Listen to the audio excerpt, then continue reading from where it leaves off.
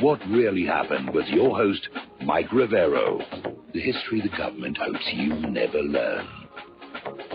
Here is your host, Michael Rivero. And aloha, America. Welcome to our show today. It is Friday, January 12th, 2018. Thank goodness it's Friday. Thank goodness it's Friday. Thank goodness it's Friday. We have a lot of stuff to talk about today. The phone lines are open, 800-313-9443. Mike is in our control room, ready to answer the phones when you call on in. A little bit of a disappointment for you. I'm afraid the Lady Claire will not be with us in hour number 3 today. We're both over the flu. I'm almost back to my normal obnoxious self. But while she had the flu, she coughed so hard, she actually threw a vertebra in her spine out of position. She was at the chiropractor yesterday getting it hammered back on in, but she's still in a lot of pain, and this is not a very comfortable chair that we sit her in. So we're going to wait another week before she's back on the air. And I know you'll all understand. She is getting better. She is getting better, no question about that. But we have to take care of her. We're both getting OLDER and not make bad decisions when we're ill or injured. I'm going to start with something that is very alarming here.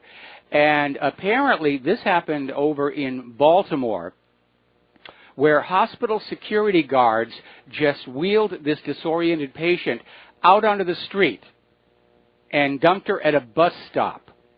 And all she was wearing was the hospital gown and the slippers. Nothing else. Near freezing weather, disoriented, and they just basically kicked her on out there. Now, somebody was passing by, and he got it all on video. The video's gone viral, and needless to say, it's caused quite a bit of a reaction. The Baltimore hospital is out there saying they're conducting an internal investigation to find out what the heck was going on. But you can imagine that this is very alarming. I mean, did she just run out of money? The insurance company said, that's it, no more money. All right, kick her out. But again, an indicator that the quality of medical care in this country is in decline, and it's really all about the money, not about the medicine here. Now, yesterday I was talking about this strange warning issued by Canada Health, warning kids not to eat those little laundry detergent pods, and I wondered what could be going on there. As it turns out, apparently, this is the latest social media fad, where teenagers are putting these detergent pods in their mouths. It's called the Tide Pod Challenge. And so, yeah, it does make sense for Canada to issue that warning, because this is a really stupid thing to do. On the other hand, don't these kids understand putting soap in your mouth is a bad idea? And these laundry pods, it's not just soap. All those different colors, there are all kinds of different chemicals, fabric softeners. Who knows what all is in there? And they're clearly very toxic. So sometimes you have to wonder what these kids are thinking. And I understand fads can come and fads can go, but when I was a kid, a fad was like the hula hoop. And you didn't risk hospital or death playing with a hula hoop.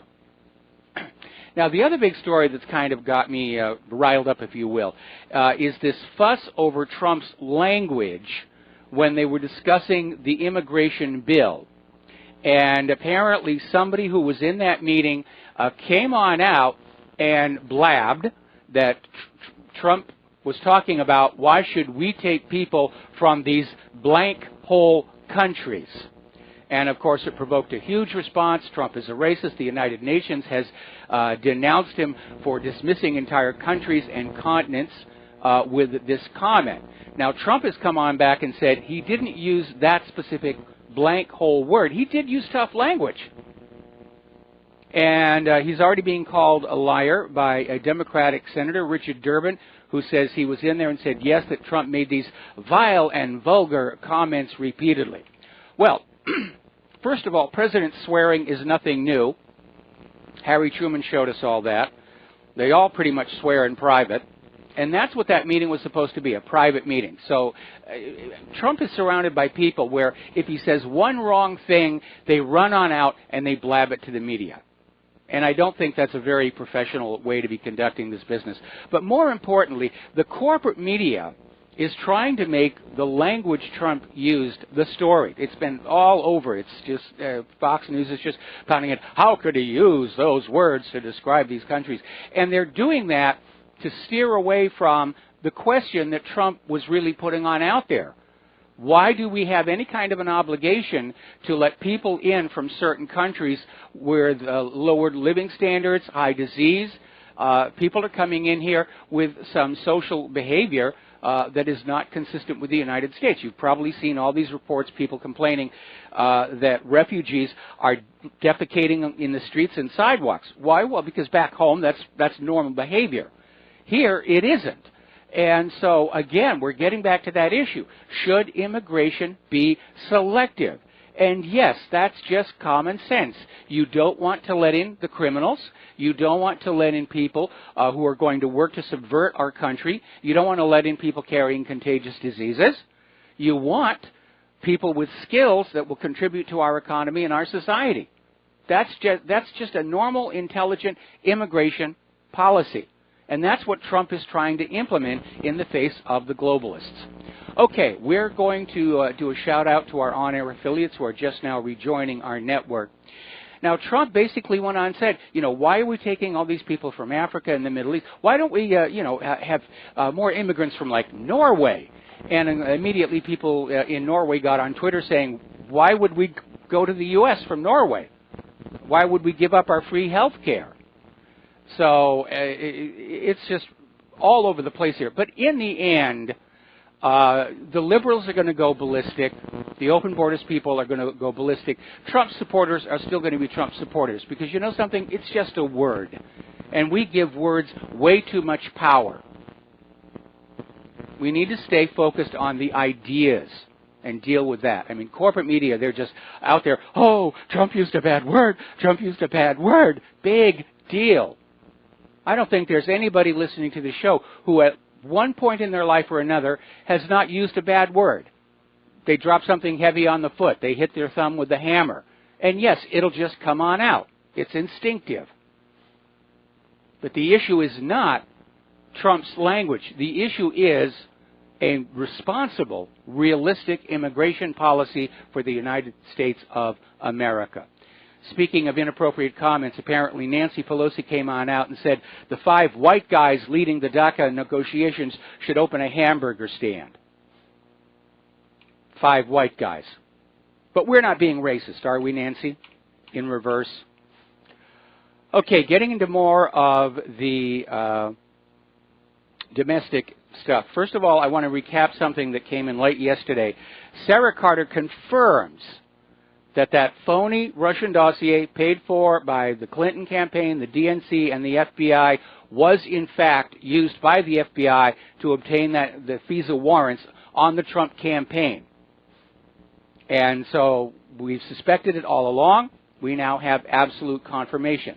This leads us to the next link in the chain. This is coming out of conservativetreehouse.com saying that it's looking more and more like the Department of Justice and the FBI were working with Fusion GPS on Operation Trump. There was a conspiracy between the Department of Justice, the FBI, and Fusion GPS to somehow come up with something that was going to get Trump out of the Oval Office. And it didn't work. But all of this, of course, is highly illegal. It's certainly unprofessional. And the involved people of the Department of Justice and the FBI ought to be fired. Those who have already left ought to be prosecuted. Now, down in North Carolina, there's been a bit of a victory for people who are opposed to the practice of gerrymandering. And if you're not sure exactly what that is that the representatives in a state, or the senators in a state, they will draw the boundaries of their districts very carefully to try and maximize voters in a district, to throw that district towards a certain party, to basically take large areas of opposition voters and break them up into multiple districts. And it's kind of a dirty pool way of subverting the democratic process here. And apparently a panel of federal judges have ruled that North Carolina's congressional districts are in fact unconstitutional and must be redrawn before the 2018 midterm election. And this decision boosts other efforts to reverse gerrymandering in the United States. because it is a way of cheating the system. It's a way of, again, breaking up groups of opposition voters into separate districts. Now, as you know, the U.S. House of Representatives voted yesterday to extend the National Security Agency's warrantless surveillance program for another 6 years. And the program, which is clearly unconstitutional, is part of the Foreign Intelligence Surveillance Act. Now, whistleblowers are out there rebuking this, saying that what the NSA is doing is treating all Americans like we're terror suspects. And we're not. I'm not a terrorist. I'm irritating, annoying, and obnoxious, but I'm not a terrorist. And you don't need to spy on me. We are living in a police state. I think in many ways we've already gone past some of the abuses that Nazi Germany heaped on their people. Now, David Schenker is a director of the Washington Institute for Near East Policy. He's a former advisor to neoconservative darling Donald Rumsfeld, and he's expected to be named Assistant Secretary of State for Near Eastern Affairs, this according to a report in The Hill. So again, we see Donald Trump, despite his campaign rhetoric, he's bringing in the neocons, he's bringing in the old guard, he's bringing in the war hawks. And it is disappointing, to say the least, when you look at how many years we've been at war in how many countries. It's amazing. Now, as you know, there's a new Steven Spielberg movie out called The Post, and it celebrates one of the two bright spots in the Washington Post's history, which is the publishing of the Pentagon Papers. And back then, this being before the internet, before the independent media, the American people were shocked when this information came out about how the government lied them into the war in Vietnam. And of course, they're definitely trying to polish the Washington Post's image because of more recent developments. And of course, the other bright spot in the Washington Post's history is Watergate. But the Washington Post recently, they're warmongers. They've cranked up the warmongering to new levels. And the Washington Post has been one of the biggest mouthpieces for the neocon agenda. They've been cheerleading for intervention in Iraq, Libya, Syria, Yemen, Yugoslavia, Ukraine, direct confrontation with Russia, talking about going into Iran. So yes, twice in its existence, the Washington Post did good. But they've got a lot of other stuff that is not so great. We're going to take a phone call. Nancy in New Jersey, aloha. Welcome to the show. What's on your mind? Aloha, Mike. I just find it's very coincidental that whenever some of these nonsensical things come out like this, Trump, with his words, there's always something else that they're trying to hide, from, like Veritas's Twitter expose recently, because that was really proved how the media maligns Trump and the supporters. Absolutely. Absolutely. We're going to be talking about that a little bit later in the program. In public, we expect our presidents to act presidential, to come across with dignity and restraint, because after all, they are the face of the nation to the rest of the world. But everybody in private meetings, they let down their guard, and they say things they wouldn't say in public. Remember when Dog the Bounty Hunter got kicked off the air because he'd used the N-word in a private phone conversation, and a family member said, "Oh, I'm going to take this out to the media. I'm going to get my name in the newspapers." And Dog's show was actually kicked off the air. Dog didn't say it in public. He didn't say it on his TV show. He said it in private. And people say things in private that is not intended for public distribution. And that's what was going on in this immigration meeting. And I don't know how that story got out, but it reveals that Trump has a real problem with the loyalty of the people around him right now. Anytime, you can't keep somebody on guard all the time. He can't carry that facade that he uses in public into his private life, or it's going to get in the way of him doing his job. Yeah. And also, I remember Joe Biden when the Obamacare was being sign. They caught him on a hot mic saying, you know, this is a big effing deal. Yes. And the media did not handle it anywhere near what they're doing now. It's just the hypocrisy is off the charts. Well, like I said, I Off think the charts. they're focusing on the language Trump used as a distraction so that people don't start asking, was Trump actually asking a legitimate question? Why are we letting people come in from these other countries who are not going to be a benefit to our society or our economy? Mm-hmm. That's a legitimate question. It deserves an answer. But no, we're going to go talk about the language that Donald Trump used and how it's racist and how he's condemning entire countries, which is kind of weird because every time the U.S. government is going to start a war, they'll condemn an entire country. Oh, those people in Iraq, they're all terrible. Saddam has got nuclear weapons. So, again, more double standard, more hypocrisy. Yeah. Oh, I'm hoping that more people are starting to see through this because it is really ridiculous. Absolutely. Anything else, That's Nancy? That's it? All right. Have a good weekend. Thanks an awful lot. We're going to let you go. The phone lines are open. And, okay, let's get on over to the war zones. Emphasis on the plural. Apparently, down in southern Idlib, the militants attempted a counterattack against the Syrian government forces and the Russians, and it ended in a disaster for them. The Russian Ministry of Defense has come on out and said that all of the jihadis who were involved in that drone attack on Russian bases have been killed. They did a precision strike and basically took them all out. Russia is also saying that the United States has de facto occupied part of Syria and is hindering humanitarian aid. And basically they're talking about the Rukban refugee camp in the Al-Tanf area of Syria, which is occupied by U.S.-backed forces, and there are strict limits for access of humanitarian convoys into that refugee camp. So it's a starvation blockade. And Moscow continues to emphasize the need to respect the sovereignty, territorial integrity, and the independence of Syria in the implementation of humanitarian deliveries and the observance of international humanitarian law. See, the U.S. hasn't given up. They're still trying to figure out some way that they can take this around. Okay, so more on the attack on the militants, which launched the drone strike. Apparently the group was found and killed by Russian Special Operations Forces.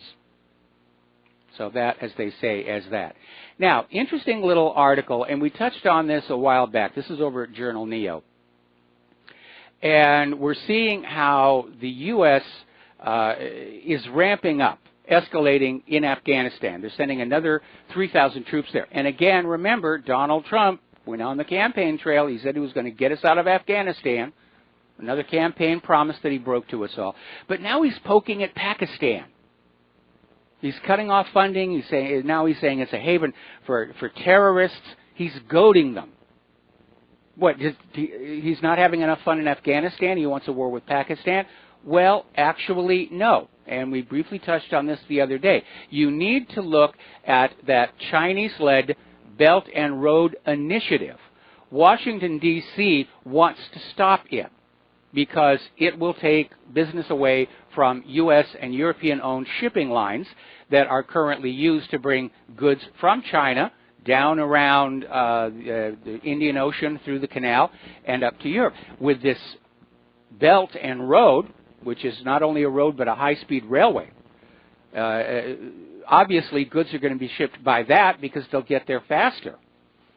So Washington doesn't want that to succeed, and maybe getting into a war in Pakistan and re-escalating the war in Syria is a means of making that planned path a little too risky. It's all about the money. It's all about the money. Using war to guarantee profits. All right, we're going to take a break for commercials. We'll be back after these few words. Aloha America, welcome back to the show here. And I want to step back to Donald Trump's immigration meeting here. Somebody just sent me this article, which basically goes over the history of profanity in the Oval Office. Lyndon Johnson was very free with his language.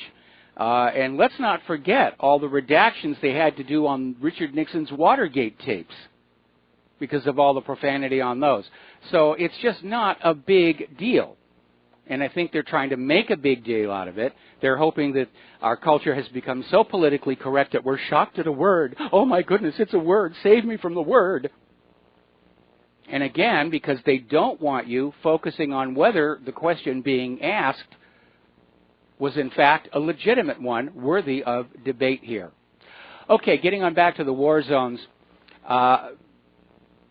Over at the Department of Justice, Jeff Sessions may not be interested in the email server, may not be interested in pay-to-play, may not be interested in the Clinton Foundation. But by golly, he's going on the war path, not just against the marijuana, creating a new task force to take a look at drug trafficking and money laundering operations linked to Hezbollah. So now we're going to go after Hezbollah, because Israel wants Hezbollah gone to make it easier to invade Lebanon. So this task force is dubbed the Hezbollah Financing and Narco-Terrorism Team. Again, more hypocrisy. More hypocrisy. Somebody did a cartoon, Ben Garrison it was, and it shows Sessions tugging on a single marijuana plant. And the leaves are all labeled with the states where marijuana has been decriminalized. And behind him is this hedge with Hillary's face in it. And all the leaves are labeled pay-to-play, murder, espionage, email server, and the rest of it. And that's exactly what's going on. The deep state is protecting Hillary Clinton because they are all dirty. Whether it's the Uranium One deal or the Clinton Foundation or both, they're not mutually exclusive. Anyway. Getting on over to the Donbass, apparently, according to Zakharchenko, troops have been put on high alert out of concerns that the situation in Kiev may be deteriorating. And like so many other leaders in history, Poroshenko may, in fact, launch a war on the Donbass as much as for a distraction for his people as for any other reason. Now, interestingly enough, Ukraine's former prime minister is claiming that more than 8 million Ukrainian citizens have emigrated since the Maidan in 2014. And if he's right, it adds to growing suspicions that Kiev's claimed population numbers are utterly false. Governments do like to cook the books and rig the numbers. Let's take a phone call. Kathleen in Paris, aloha. Welcome to the show. What's on your mind? Hello, Michael. I called up to defend words. Okay. I don't think words are bad. I think your motivation can be bad. But a word by itself can be, no matter what the word is, and it can be just the right word in that place and at that time. And profanity is language that wipes off its hands and gets down to work here. But I want you to consider something. Consider a newborn baby. Okay? If you say any of these words to the baby with a smiling face, the baby will smile and laugh. They don't know that these words are bad. It's something you are taught. And you are taught to be shocked at certain words in order that the people who use those words have more control over you. Because you're having a debate, you may be winning the debate, and the other person launches a bunch of profanity at you, and you go into your conditioned dance, oh, I've heard a bad word, I have to do my dance of shock, and you stop thinking, and you lose the advantage in the debate. That's why it's done. These words are, you're taught to be shocked at words to give the people who use those words a little advantage over you. Huh. I didn't know that. Yep. But I just don't like this expression bad words, because I think like I said, can be the right word at the time. And in private, people are letting off steam. That's yes. a good thing. They didn't hit somebody. Yes. And it's been proven psychologically that it's good for us to swear. That if we keep things it's stress inside, relief. It relieves stress. Yeah. Okay? And especially in literature, when you're using certain language, you're building your character, so that people know that, oh, well, he said that, you know. But still, you're right. In private, we should be able to say what we want. Well, absolutely there. And again, we're giving these words too much power over us, and we need to stop. Okay? Anyway, Right. Thank you, Michael. Kathleen, got to let you go. Got to take a break for commercials. We'll be right back.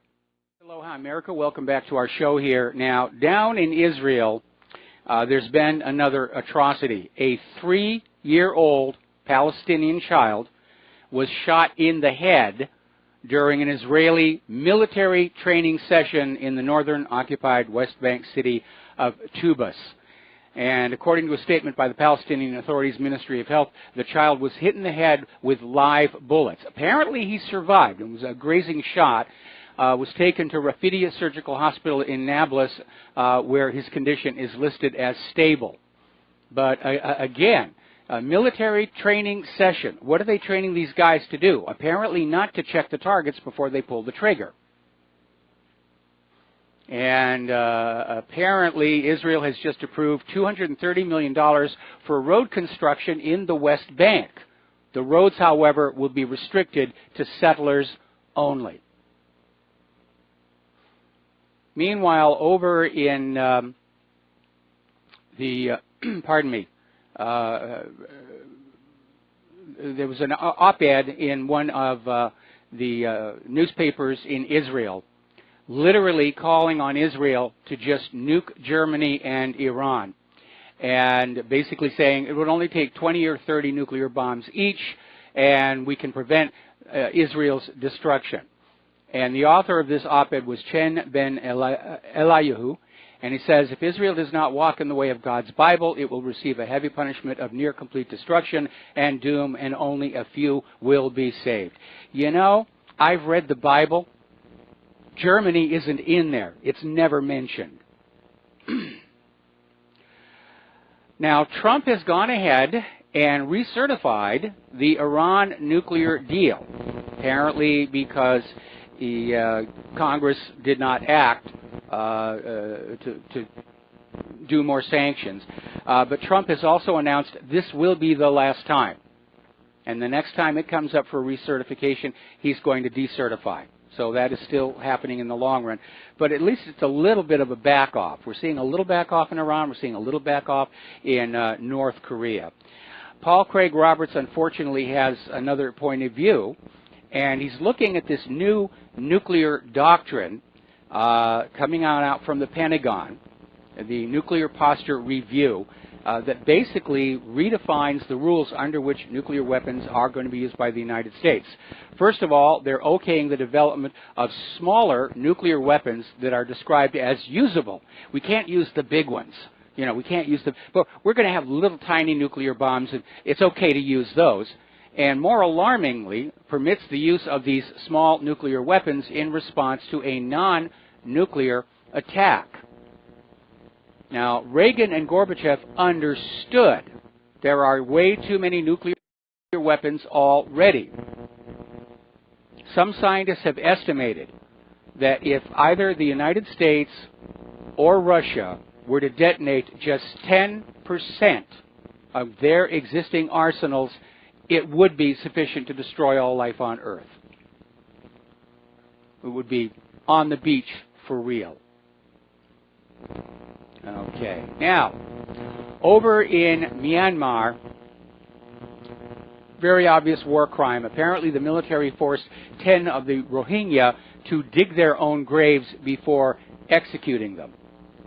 And the military of Myanmar has admitted its soldiers killed 10 captured Muslims, who they said, well, they're terrorists. Anybody you're going to shoot, just say they were a terrorist.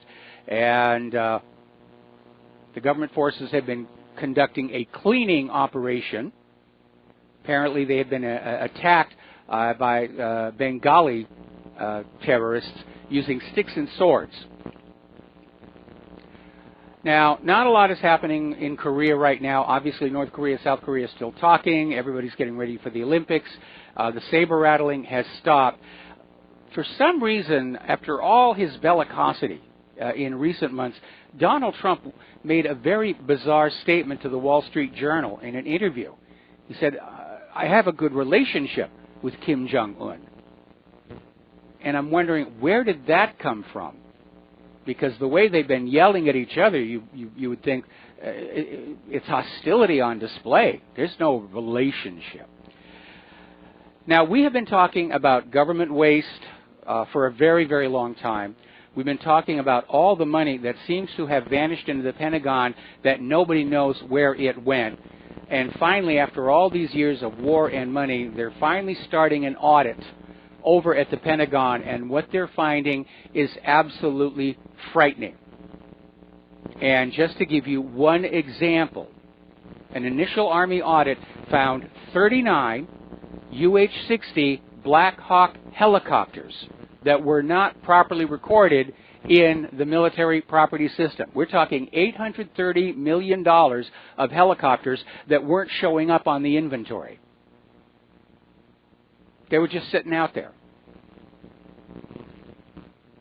Apparently, the Air Force identified 478 structures and buildings at 12 installations that were not listed on the real property system.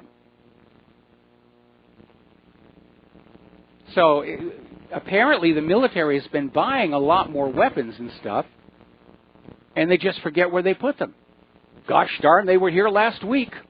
Well, we'll just go to Congress and ask for more. I think we should cut any further increase in the military budget. In fact, we should cut it back. We don't know how many weapons they've got out there. They could have all kinds of bombers and missiles. They could even have Navy ships that aren't showing up on the official inventory because of poor tracking. It might turn out that the U.S. military is actually quite a bit larger, in which case they don't need any more of our money. Now, getting into the economic news, food stamp usage has fallen by 2 million during Trump's first year in office. And 2 million is an impressive number until you look at the total numbers, which is somewhere between 30 and 40 million. But it's going down. And it is a reminder that most people don't want to be on food stamps.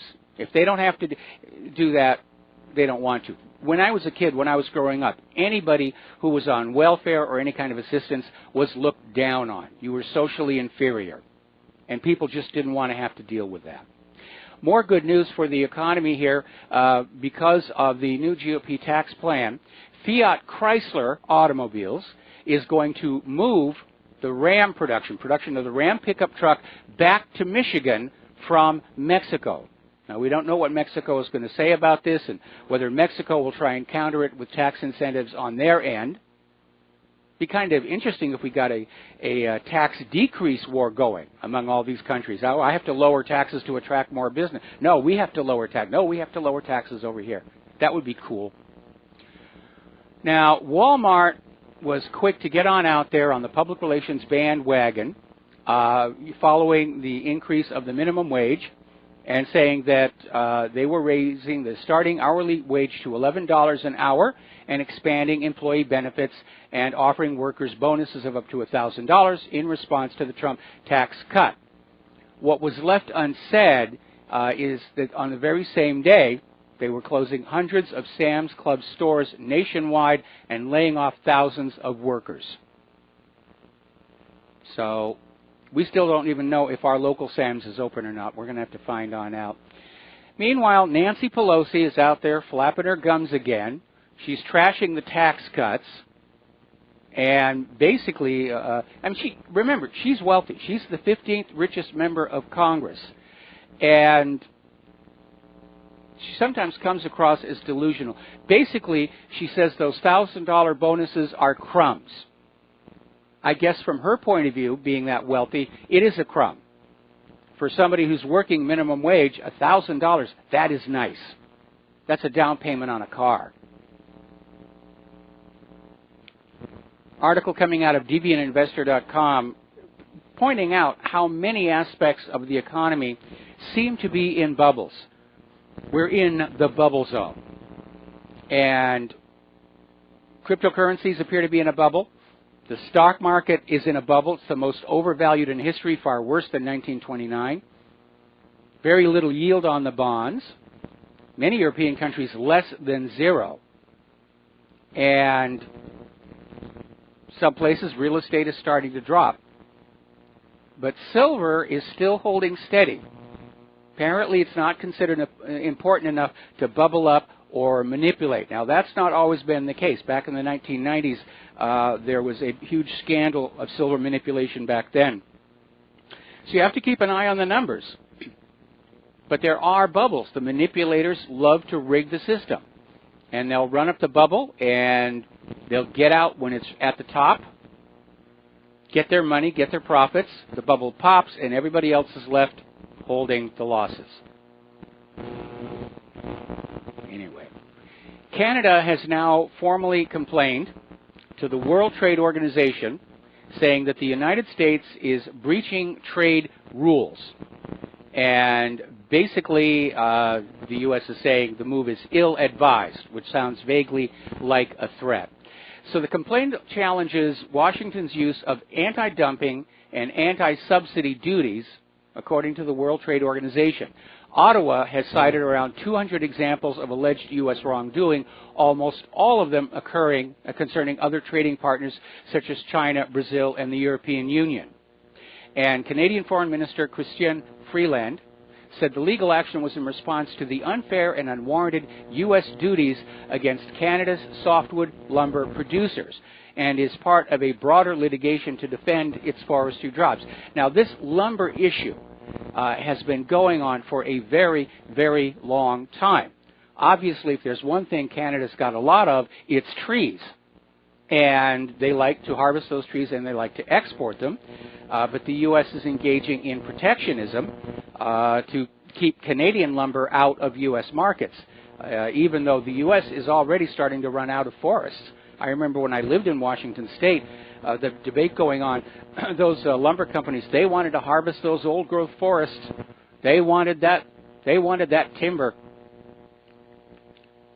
Do you remember after the Mount St. Helens volcano exploded, the lumber companies actually went on in there and knocked the volcanic ash off the trees that had been knocked over, and they harvested those. So we don't really have a surplus of lumber here, but still we got to keep those Canadian trees out of here. And apparently that's what this argument is all about. Interestingly enough, it's just come on out that right after Trump won the election, George Soros bought a huge stake in Goldman Sachs, just under $15 million. And that was a big change to the portfolio. So one wonders what's going on over there.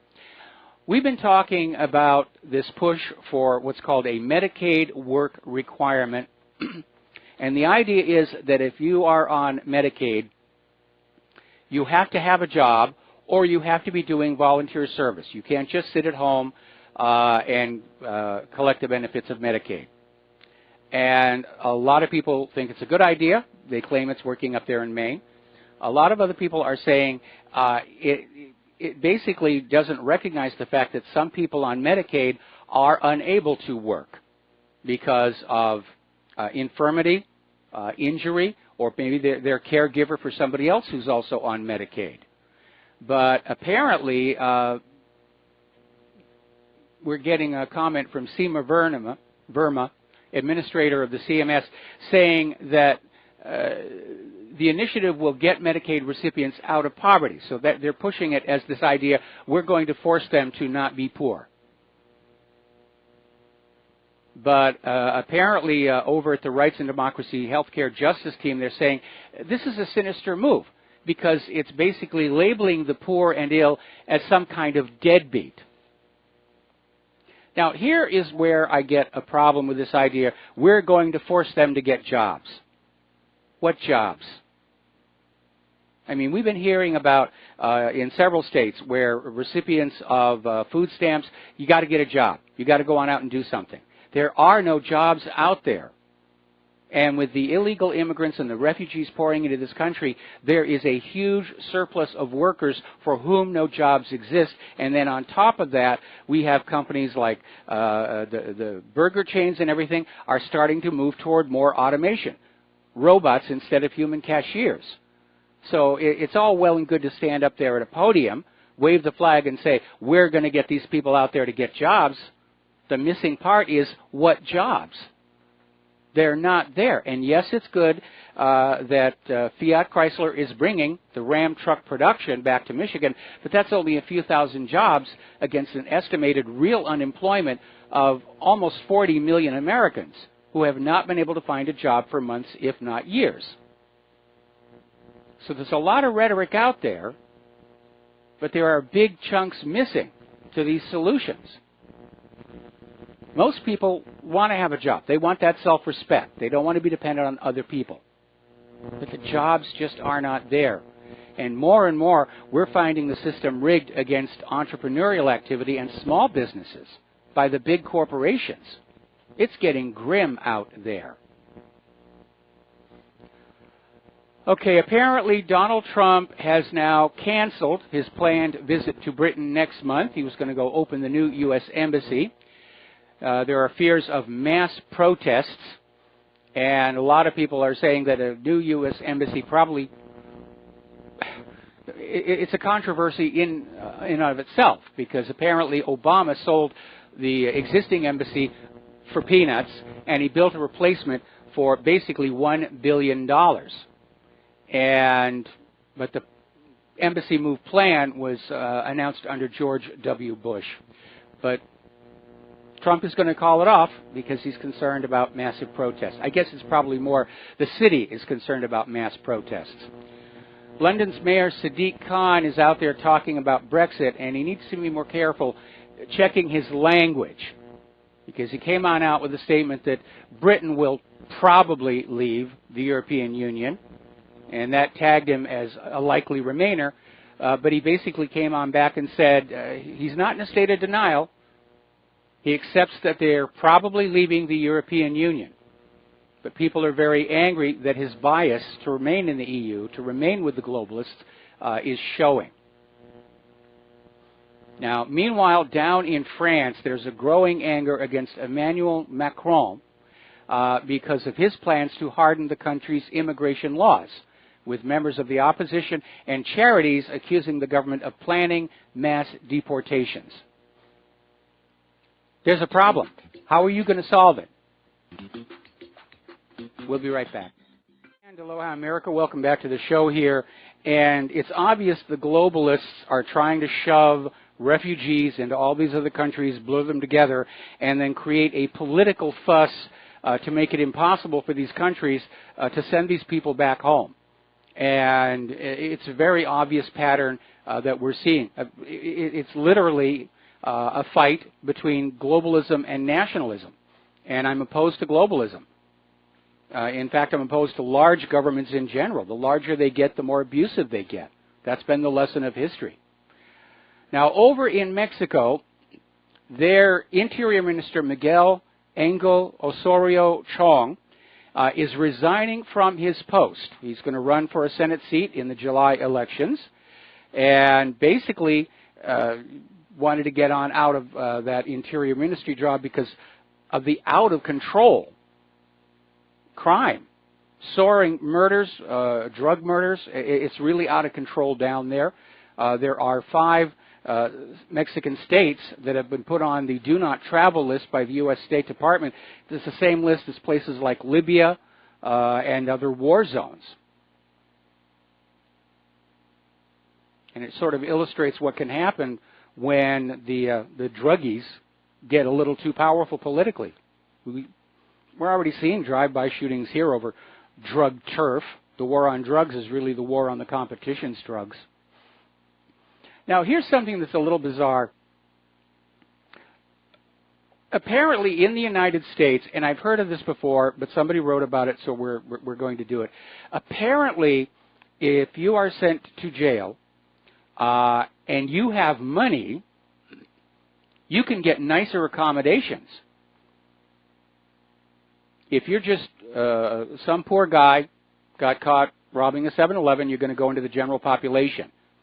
But apparently some prisons have decided as a moneymaker to have a separate exclusive section for their wealthier prisoners where they are very comfortable. They got flat screen TVs, they've got computers, books, very comfortable beds, and they're calling it the Pay for Stay program. One of the places they've got is Seal Beach, Hermosa Beach. We figured you'd have this in California. And the other luxuries, there's semi-private rooms, single showers, and they can make phone calls whenever they want. And apparently those with the resources can actually buy their way out of serving time in the Los Angeles and Orange County jails due to the overcrowding. The jails are so crowded. If you've got the money, well, give us the money, we'll forget about the rest of your sentence. Doesn't sound like a very just system to me. And, of course, we know that there are actually federal prisons that are set up special for the elites, the club feds. So we are a stratified society. There are the elites, the haves, the wealthy, and there's everybody else. Okay, we're coming up here on our station identification, and we'll be back after these words from our sponsors. Do join us on the air, 800-313-9443. We'll be right back. Aloha, America. Welcome back to our show, hour number 2. The phone lines are open, 800-313-9443. And I know I'm skipping around here a lot, but the corporate media is still fanning up on this thing about Donald Trump talking about letting these people in from these blanky countries. And Tucker Carlson, I really like Tucker Carlson. He has a way of just getting right on down to the core of the issue.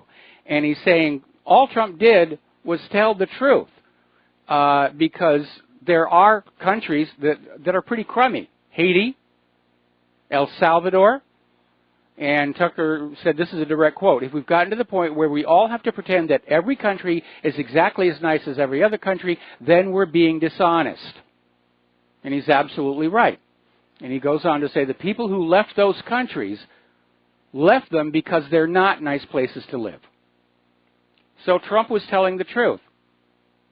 And again, the reason they're making a big deal over the language that he used, or is alleged to have used, is to distract Americans from looking at that question. Why are we in any way, shape, or form obligated to allow people to come live in this country who are not going to be a benefit to our society, our culture, and our economy? That's a question I hope all of you will bring up in your discussions when you're talking about this issue. We need a responsible immigration policy. The good people come in, the skilled people come in, the people willing to assimilate to our culture and our laws get to come on in. The gang members stay out. The criminals stay out. The infected stay out. Common sense. Absolute common sense. All right, let's take some phone calls here, and we're going to start with Nathan in Northern California. Aloha. Welcome to the show. What's on your mind? Oh, hi, Michael, and Happy New Year. I'll make this real brief. It's about Hillary Clinton and her emails. Yes. I don't understand. Well, I actually do, but I think we all do. But from a practical point of view, Hillary Clinton has classified emails on one or more of her servers, and she's not been indicted or arrested or whatever. It's like if there's a stolen car in your driveway and the police come by the day after it's stolen and they see your fingerprints all over the door, they see fingerprints inside the car, they see that a screwdriver has been used to jam into the ignition switch. Claire's alibi checks out just fine, but your story is pretty shady about where you were at 6 o'clock at night. You know, it's obvious you did it. Yes. And the DA says, well, I love Michael's show. You know, we'll let him slide or whatever. But 2 months later, he retires. The new DA comes in and says, I don't know about this kind of nonsense. Get him, you know. and off to jail you go. And while you're in jail, they find fingerprints on 2 other cars on the other side of the island, and it looks like you were up to some more skullduggery. Mm-hmm. And you know, the Bundys were in jail for like a year and a half, 2 years. Yes. What is the problem? It's very simple. It's not about the investigation. The results are there. Why won't they indict her? Well, because Hillary and Bill Clinton are in a position to literally blackmail the entire United States government. And there were indications last year during the campaign that Hillary was literally sending out messages saying, you know, if any of this stuff comes down, I'll blow the whistle on all the government-sanctioned drug running, gun running, and apparently so many people were caught up in this web of corruption. They're all scared right now. She's got them by the short and curlies. And that's why we continue to see, even with all of this evidence as to what's been going on. And beyond that, of course, I still have my pet theory about what was really going on with the email server and the Clinton Foundation. And if that ever came out publicly, that's a scandal that would discredit and delegitimize the entire government, and it would come crashing down the way the Soviet Union did. So these people who are protecting Hillary, they aren't protecting her because they like her. Most of them absolutely loathe her, but they're protecting themselves. Right. I agree with you 100%, Michael. I really do. And all I can say is it's raining crime around Jeff Sessions, and, you know, he's like a deer in the headlights. He's doing nothing. And then they keep saying, well, that marijuana. He's going to get those weed heads. Going to get Hezbollah. Yeah, get those weed heads. My goodness, the country's going down the drain if we don't do something about it. The country is going to pot. Thank you very much. The country is going to pot. All right, thanks an awful lot, Nathan. We're going to let you go and switch over to Joe in Rhode Island. Aloha, Joe. Welcome to the show. What's on your mind? Hi, Mike. Mike, I wanted to ask you what your thoughts were on the integrity of our voting system nationwide. Donna Brazile, I think that's her first name, Donna Brazile. Yes. The Democratic chairwoman there. She, I think it was wrote a book, or there was information in the local newspaper that Hillary Clinton actually didn't win the Rhode Island primary election. It was actually, what's his name from Vermont? Bernie Sanders. Bernie Sanders. And yet there was a discrepancy there. And also, political leaders. I mean, we're questioning even the FBI, the CIA, all the intelligence organizations today. We're seeing it right out in front. I don't want to say lying, but deceit that's going on. And it's incredible. The whole thing is being exposed. Yes. Democrat, Republican, I mean, it's absolutely incredible. And yet, nobody wants to really dig in and check the integrity of the voting system, which is the most important thing. Before you do anything in this country, you've got to have the integrity of the voting system absolutely sound. I agree. It has to be going through with a fine-tooth comb. If not, Mike, we are living a hellish lie. The whole thing is a lie. And we're trying to instruct the world. If our voting system is off, we're trying to be the leaders of the world. Forget about it. Well, much of the rest of the world has already stopped following the lead of the United States, and our election system is a joke, and there's nothing new about that. It's been going on for a long time. But with the advent of all the electronic systems, massive election fraud became far easier to commit and far easier to conceal as well. And it really is an absolute shame.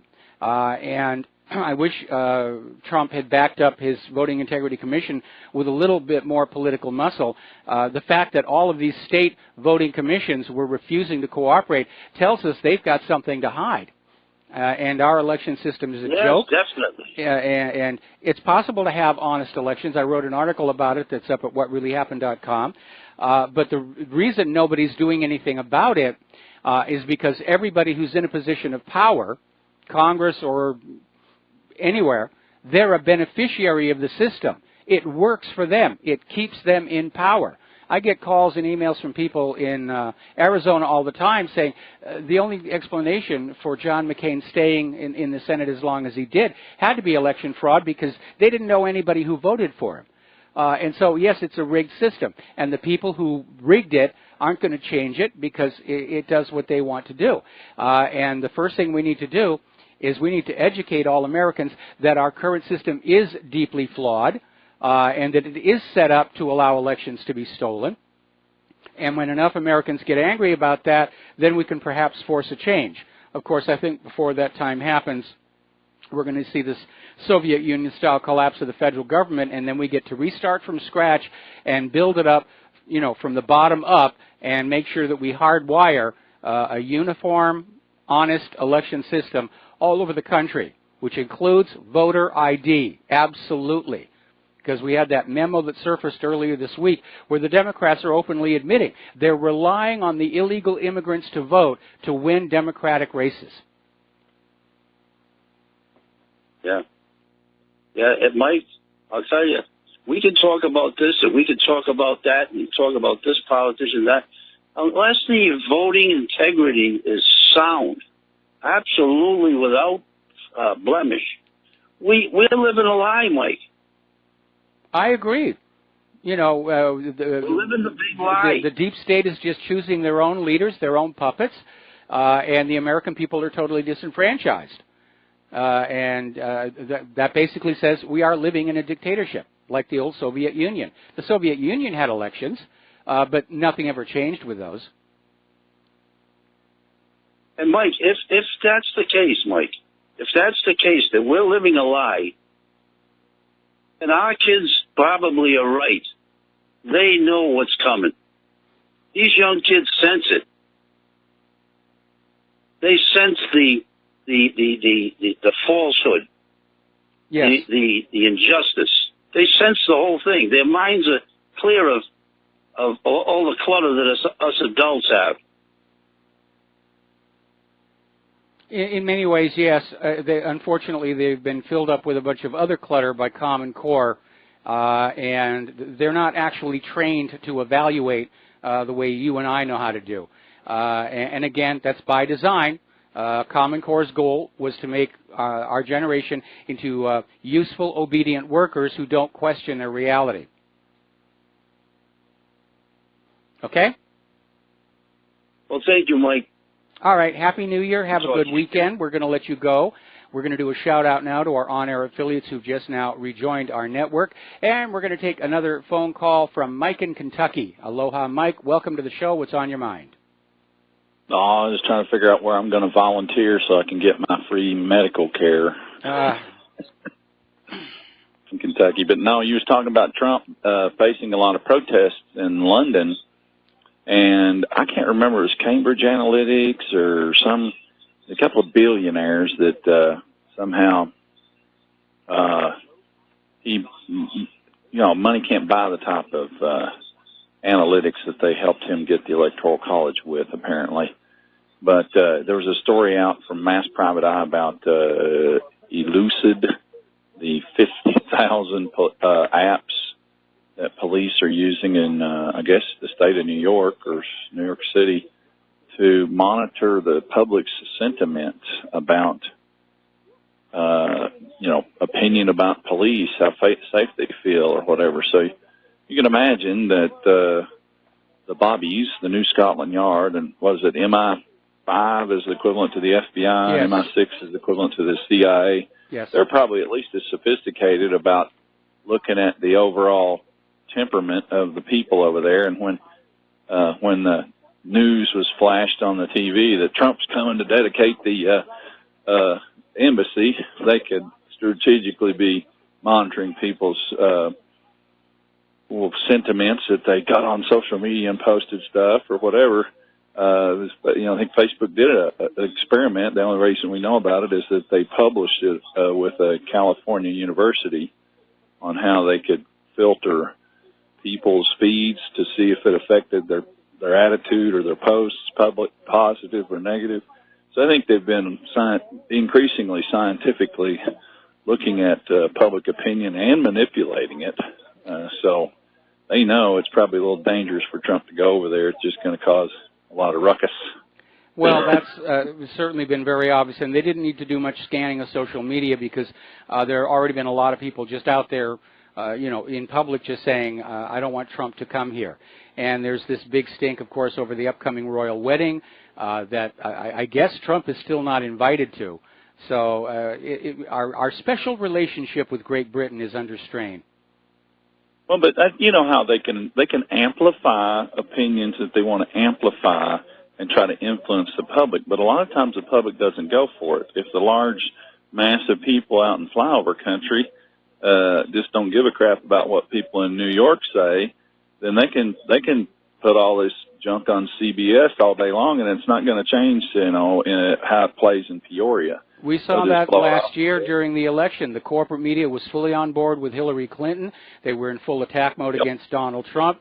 Everything was being rigged to favor Hillary Clinton, but the American people still voted Trump into that White House. And that's a real reason why they're in such a panic to get rid of him. Donald Trump is proof that they're losing control of this system. They've enjoyed total, complete control of the media and the elections for decades now, going back at least as far as the Clintons. And for an outsider to get on in, it was a shock.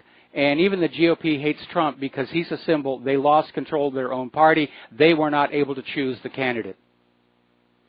It's not really a precedent, though. And, the party split quite a bit before the Republican Party was even formed. I forget the names of the parties. Antebellum America had two different, Tories and, I think there was two different parties during the Revolution than there was. Oh, there was a lot more than that. There was a lot more than that. Anybody could get together and form a political party, and there were dozens and dozens. The two-party system was arrived at to lower the cost of bribery to corporations, where instead of having to give campaign donations to 8 candidates to bypass the will of the voters, you only have to donate money to 2 candidates to bypass the will of the voters. And that is really the main reason why third-party challenges are placed at such a disadvantage. The rules are set up to make it much harder for a third party to get in there on the ballot in the first place, let alone get elected. It's another way the system is rigged. The last billionaire to get anywhere was, what's his name, Ross Perot, with his graphs and charts and his vice president that said, "Why am I here?" And yes. It was just basically, they played him being stupid, but he was asking the people, "Why am I up here if these two parties are doing their job, or doing, we wouldn't be up here." And of course they took that and destroyed the campaign with that. Yes. Then they destroyed Pat Choate, and because he was, they did a number on For the People Radio Network, just kind of like they did with the Tea Parties back then, when Pat Choate became the running mate for Ross Perot. Man, they just trashed. Remember when Anderson ran? Remember when Anderson ran as a third-party candidate? And they just chopped him up. I'm trying to remember that. That would have been back in the 80s, I think. Yeah, I'm probably paying too much attention back then. I might have actually voted for Reagan. I don't remember. Anderson came after Reagan. Oh, okay. So he ran against H.W.? No. You know something? I'm sorry. I thought you meant voted for Reagan for governor. No, Anderson would have been. You know something? I'm going to look it up on WikiLeaks. Okay, because this is getting way back. I know the name. I mean, it's vague, but I remember voting for Charles Collins because I just was so disgusted with everything. He was a superintendent of some Georgia public school, and he actually got on the ballot in a lot of states in the early 90s. And that was the last president I actually voted for, I think, was Charles Collins. I didn't even vote for Ross Perot. I was just so disgusted with everything. Well, I can understand that. Anyway. I mean, I have just, I don't vote anymore. It just seems to encourage the bastards. Exercise in futility, it seems. It is. I'm sure that somebody votes on my behalf, though, because that's the American way. Or several down at the cemetery may vote anyway. So that's true. Absolutely. Talk to you later. All right. Thanks an awful lot. We're going to switch on over to Mark in Philadelphia. And, Mark, I'm going to have to take you through the commercial break. What's on your mind? Yeah, I wanted to bring up, the previous callers talking about, how we're in such shape politically. There's a couple things I want to mention to you, Michael. I don't know if you've watched the series called Boardwalk Empire. I looked at it a little bit. I'm not really big on mafia movies. I mean, obviously, I watched the Godfather franchise and everything. But I understand there is organized crime, despite what J. Edgar Hoover used to say, and it does entangle itself with the government. We saw that especially during Prohibition. Well, and even more importantly, and the other thing I want to mention to you is if you can get a hold of Art here in Philadelphia. He's been on Rick Adams' show on the weekend. I don't know if John Stadtmiller can facilitate you getting a hold of Art, but you should have a long conversation with Art. Art is from Philadelphia. He's okay, my elder. Mark, I'm going to put you on hold. Mark, I'm going to put you on hold, and we'll come right back to you after these words from our sponsors. And aloha, America. Welcome back to the show here. And once again, if you would like to support Republic Broadcasting and keep us on the air, the postal address to send a check or money order is Republic Broadcasting Network, 2251 Double Creek Drive, number 302, Round Rock, Texas, 78664. If you want to phone on in and become a recurring subscriber, the number is 800-724-2719, extension 03. Thank you. So we're going to go back to Mark in Philadelphia. We're talking about organized crime, which has been around for a very, very long time. We're talking about politics, which has been around for a long time, and the fact that they do interact quite a bit. Again, going back to the Godfather movie franchises, the Godfather is always talking about how they own this judge or this police person, and unfortunately, people in politics are for sale. Aaron Russo used to say politicians would sell their own mother for $1. And that is unfortunately, that's why they go into politics, so they can hang out the for sale sign.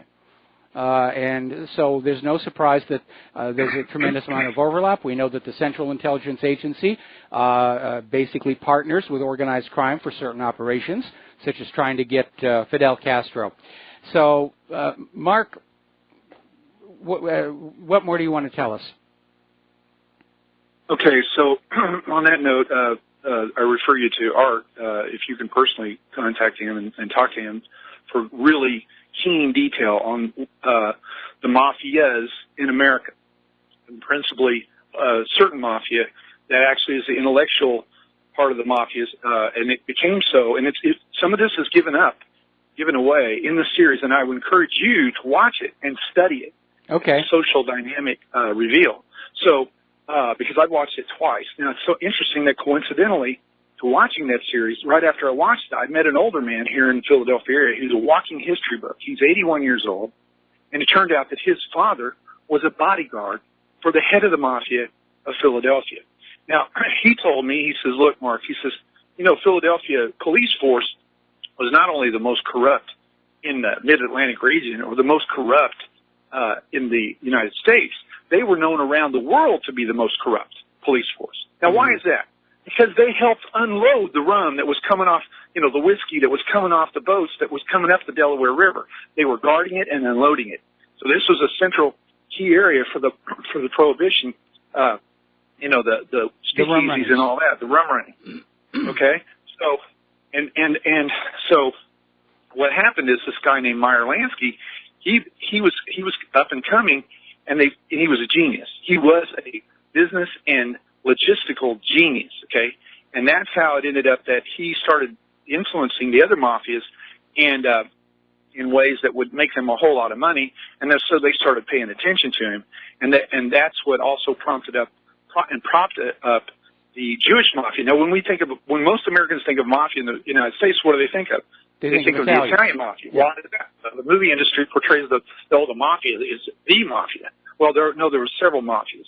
There was the Irish mob, and then there was the Italian mob, and then there's the much lesser known Jewish mob. So there's a lot of good detail in there, and that mob, the Jewish mob, controlled Philadelphia hands down. And so anyway, and the whole prohibition thing, and it's portrayed in the series, it was a setup. They wanted the law to go into effect because they could grab a hold of something that everybody would demand, and they could charge premium prices, and then the government officials were in on the deal because they could get a lot of payoffs, you know. And it's portrayed in the series very well, and I'm surprised that they gave up some of those secrets. And by the way, here's another key point. Whose idea was it to bring heroin into the United States? The Italian mob and the Irish mob, they didn't want to have anything to do with it. They thought it would destroy their customer base. Now think about that. Yes, that's even portrayed in the Godfather movie, in the first one. Right, but you know who it was, whose idea it was? And he did it secretly behind his partners' backs. That would be the Irish mob and the Italian mob. He did it behind their backs, and he snuck in heroin coming up through Tampa Bay, where the rum was coming out of Cuba. So he was sneaking in heroin in the shipments of the alcohol. And when the Irish mobster, Enoch Thompson, out of Atlantic City, found this out, he had him on his knees, and he's going to send him to the grave. But he let him off, and several times. So anyway, so that was where the idea for importing heroin is. So Lansky was a genius. He was a business genius, but here's the part. He was evil genius, and he didn't give a damn about human life or anybody. If it wasn't making him any money, he would easily do away with people. So, but he was a genius, give him that. And then, so there's a lot of, there's a big, deep root system here where these gangsters made a lot of money. Back then it was a lot of money. And even by today's standards, a boatload of money. Yeah, so and then after Prohibition, they started buying their way into the political system, like the Kennedy clan. All right, well, listen, Mark, I'm going to have to let you go. We got to do another commercial break, and I got other callers waiting on the line. So we'll be back after these few words. Aloha, America. Welcome back to the show. We're going to go back to the phone lines now. Dustin in New Jersey. Dustin, thank you for waiting so patiently, and what is on your mind today? Hey, Mike, how you doing? Doing okay. Hey, a previous caller on the mafia. Yeah, I think Hillary Clinton, Obama, and Bush won up that evil genius guy, though. Yeah, I was going to make a comment to that effect. Well, evil geniuses are all over the place, unfortunately. The only real difference between those in government and those in organized crime is the ones in organized crime have committed crimes which prevent them from running for office. And but then they try and get their children to run for office. And again, that goes back to the Kennedy clan, where after Prohibition was over and old Joe Kennedy was insanely rich, he spent that money getting his 3 sons into politics. Mike, I came in late to listen to you. What do you make of this NPR woman calling Trump a Nazi terrorist and the Immigration Services Gestapo and, Trump, saying what he said, or if he did say partially, or, I mean, why can't everybody Trump needs to do one thing, be quiet, do your job or try to get some things done. Everything's falling apart in this country, Mike. I mean, it's bizarre. It's like one thing after another. Well, you're absolutely right, but what's going on with the lady at NPR and a lot of other people in the media is they're trying to make it look like what Trump said was shocking, because right now the average American person is looking at this immigration issue. They're seeing what's happening in Europe, and they're saying, yes, there has to be a responsible immigration policy where there is a process by which people come into the United States. They're vetted. We make sure that they're going to be a benefit to society, and then we welcome them in with open arms. And those who are not good people, we send away. But the globalists are out there trying to just keep this flood of people crossing borders anywhere they can. They can't make a rational argument why we should allow MS-13 gang members and people with contagious diseases, people fleeing prosecution into our country. So all they can do is stand there and scream, "You're a Nazi, you're Hitler, you're racist, you're this, you're that," and trying to just basically win through sheer volume, just shouting him down. And they're trying as hard as they can to basically not allow the American people to evaluate this issue on its merits. Yeah, this is why we're a declining empire, Mike. That's partially, and also, if you look, those areas like Africa, there's some nice spots, but if you look, China at least is going in there to build up infrastructure and stuff. That's how you bring prosperity to people. Look at, we created the crap holes in the Middle East, right? Yes. I mean, Iraq, Libya, and not all of Syria, but a portion of it is a crap hole. Yeah, due to our not just meddling, but imperialist tendencies. And, we created the mess there. And we also created the mess in Africa, and so did Britain and France. The big four there, they're all to blame. It's just sad. The money we spend on all these weapons and stuff could have built up infrastructure in Africa and, had mining industries there. Well, what about infrastructure here?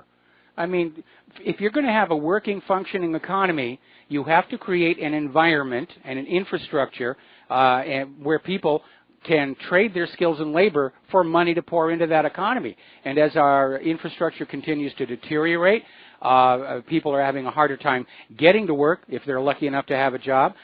Trucks are having a harder time delivering products. They're wearing out their tires and vehicles a lot faster. The support isn't there for America to go back to work. Let's spend the money there. That leads me to my next point, Mike, and you're absolutely right, is what's the deal with Sam's Club all of a sudden closing their doors? I know not all of them, but yeah, well, I did confirm in the next 14 days, right? Yeah, they're closing a whole bunch of them. It was without any warning whatsoever. And I've just found out that our local Sam's is still open, at least for the immediate future. But we had this story we ran up here. A town up in Alaska has fallen victim to the big box in that Sam's Club came on in. The small local businesses went out of business. They're all dependent on Sam's Club, and now it's going to be closing later this month. And so they're now in a panic where they've got no place to go to get the supplies for their business other than to order it air freight from the lower 48, which is going to drive their costs through the roof. So it is. We're starting to see the system come apart. And you know what's sad, Mike? These companies want you to give you just let us know 2 weeks in advance when you're going to leave so we can replace you. And these guys, they'll just, put a notice on the door the day you show up for work. I mean, they just don't give a crap. Our portfolio, and this or that. I mean, they just don't give a crap about the average worker. Well, they never did. And it's not just Walmart. When you have a huge surplus of potential workers out there, all the millions of unemployed Americans, all the millions of unemployed immigrants, all the millions of unemployed refugees, business owners feel that they can get away with this kind of thing. If you're going to complain, fine. Go away. There's somebody else waiting to take the job. Let me tell you, Sam's Club has a lot. I mean, there's a lot of people that work there. They're all going to be on unemployment for a while, and if there's like you said, the big box store is the only thing you got in the town, because all the smaller stores, pulled out, then you're screwed. Yeah, basically. I mean, you're going to be living in communities where you cannot get the things that you need to get. And even here in Hawaii, we're already at a point where more and more of what I need to keep this studio operating, I have to order from the mainland. I have to be thinking weeks and weeks ahead, and sometimes it can take a month for a package from the mainland U.S. to get to our home. And that to me is not a smoothly functioning system. Yeah, it does feel like it's coming apart. All right, thanks, Mike. All right, thanks an awful lot. We're going to let you go. The phone lines are open, 800-313-9443. Now, we were talking earlier in the show about Paul Craig Roberts and estimates by scientists that if the Soviet Union or Russia were to detonate just 10% of their respective nuclear arsenals, it would be sufficient to end all life on Earth, on the beach for real. And so we're looking down here at this article from Global Research called Fukushima Darkness. And it's basically saying that while TEPCO and the government of Japan are saying we're going to clean this mess up and we're going to decommission the plant, first of all, they're saying it's going to take decades to fully decommission and clean up the Fukushima Daiichi nuclear plant, and it's going to cost basically almost $200 billion is the current estimate, and we know that that's going to go up. But here is the problem. The radiation, starting all the way back when the reactors blew, has been pouring into the oceans and into the atmosphere. And it's basically all over the world right now. And you get it starts to accumulate, bioaccumulate in plants. Claire and I have given up eating seafood because we don't know where it's coming from. But the fact is that given enough time, any of these nuclear accidents could prove to be an extinction level event. We don't know how many of today's cancers and leukemias resulted from all the above ground nuclear testing in the 40s and 50s. We do know that it did happen because of the Nevada test where they marched a bunch of soldiers into the aftermath of the bomb, simulating a nuclear breach in the enemy's lines. And those soldiers all spent the rest of their life with cancers and leukemia. If you get contaminated, not just exposed, exposure comes and goes, like a chest x-ray. If you get contaminated, if these particles are ingested or inhaled, they stay there and they radiate continuously, and it's only a matter of time. And the mess from Fukushima it's just everywhere. And we have our radiation detector, and we keep an eye out. But yeah, this stuff takes a very long time to go away. Some of those isotopes last millions of years.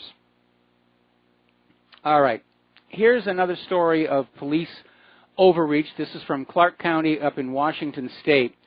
And apparently there was this family suffered a home invasion by the police who took their children away from them. The adults were assaulted by the police. The female was choked to unconsciousness. And apparently these were officers with the Vancouver Police Department. And it looks like they got swatted because according to the family, a call was made from Kentucky claiming there was a domestic dispute, so officers were dispatched to the house. And the caller, the swatter, stated that the woman's hands, her name was Stephanie, were broken. So the police dispatch basically said, violence on the scene, wife has been injured. But on the tapes of the police dispatch, the police are acknowledging there were no injuries to the wife's hands or elsewhere, but the police really didn't care. They just went on in, they were just marching around, and after more than an hour of politely asking the police to leave, Aiea began filming, Aiea Petrenko. And the entire time, the couple is demanding to see a warrant, and they're told by the police that they don't have to have one. And the police insisted something had to be wrong.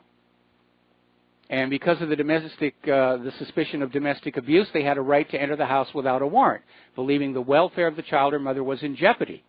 But everyone was fine. The only people posing a threat to the Petrenko family were these police officers. And so apparently Stephanie was assaulted. They put her in a chokehold until she lost consciousness. And they took the children away. And the children are still not being returned. Even though there was a family member who wanted to take the children were given over to Child Protective Services. And apparently when it was all over, the police officers confiscated her iPhone and erased all evidence of their shocking abuse of power, including the statement that no warrant was needed to forcibly enter the home. What they were not aware of was the video had already been uploaded to the cloud. And that's why it's out there for people to look at. Now, I remember a story a little while ago. The school board president for Vermilion Parish in Louisiana, the school boards basically had a meeting in which the teachers were complaining that not only had they not received any pay raises in a reasonable amount of time, they questioned a rather major pay raise given to their boss. And there were words, and it wound up with the teacher being basically handcuffed and taken on out. And apparently ever since then, the school board's office has been hit with a whole bunch of death threats, apparently some as far away as England, South America, and Australia. And the school board's office has had to go on lockdown, and apparently the FBI is now investigating. There's a lot of anger and tension out there. A lot of people, we've reached the breaking point. That's the thing that worries me the most. We've reached the breaking point. All it's going to take is one more thing. It's going to start happening. Okay. Let's get back to the Bundy case. The Bundy case was all about land. The Bundy case was not about the desert turtle. It was not about grazing rights. It was not about any of that stuff. It was about land, about driving the Bundys out of business so the ranch land could be seized without paying a fair price for it. And this went all the way back basically to 2013. And as you know, the case has been thrown out of court for prosecutorial misconduct. It was dismissed with prejudice. The Bundys cannot be tried again. They spent a year in jail. They're free now. The government spent $250 million, with a B, of your tax dollars going after the Bundys. In terms of all the money spent during the standoff, all the equipment and everything had to be sent on out there. Sniper teams, undercover informants, surveillance cameras, $250 million. They could have bought the ranch for a lot less. Okay. All right, let's take a phone call. Naisei in northern Minnesota. Aloha. Welcome to the show. What's on your mind? Bonjour, Neen, sir. Thank you very much for taking my call. A couple questions in the preface of all of this. How many days are in a lunar month calendar? Do you remember that? I think it would be 28 per month, and I know. Correct. Yeah. Technically, it's 28.5 in a lunar calendar month because it correlates with a woman's menstruation period. However, if you look at 2018 and you look at January 1st, we have a full moon on the 1st. So when would the next full moon be? If it's 28 days? However, if you look at the calendar, it says the next full moon is January 31st. Now, this is also called a once in a blue moon.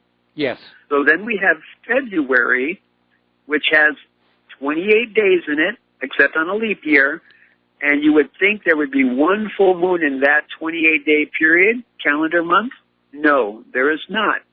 And then again in March, we have a full moon. Okay, can I back you up a little bit? Can I back you up a little bit? Part of the confusion stems from the fact that the beginning and the end of the lunar day doesn't line up with the beginning and end of the day in whatever time zone you happen to be. And by the way, that second eclipse on the 31st will also, second full moon on the 31st will also have an eclipse. We're going to see it from right here in Hawaii. So that's what makes it such a rare event, an eclipse of a blue moon. But the days don't really line up, so that's why you're going to see occasionally there's going to be an offset that doesn't quite line up with the Gregorian calendar. But okay? that's impossible. It's impossible for it to go from 28 days, because if you look at the full moon of December, it occurred on the 3rd of December, causing a 28-day calendar moon cycle as it should be. Okay, we're running out of time. We're running out of time. What's your point?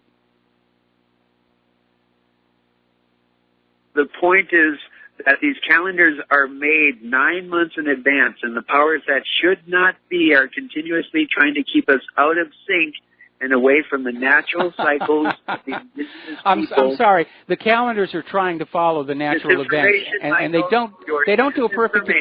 They don't do a good job. That's why we have leap years. Okay. Thank you very much for the phone call. We got to let you go. We'll be right back. Aloha, America. Welcome back to the show here. And there is no evil intent in the fact that our calendars and timekeeping are not perfectly matched to the cosmos. That's our failings more than anything else. Obviously, before there was timekeeping, everybody lived in sync with the natural rhythms: sunrise, sunset, passage of the moon, and many life forms are synced to the lunar cycle. Many fish in the ocean will basically stay deep during the full moon and come shallow when it's new moons to avoid being eaten. But the artificial imposition of some kind of a marking of days and dates was necessary, certainly for early agriculture, to try and predict when the planting was going to be.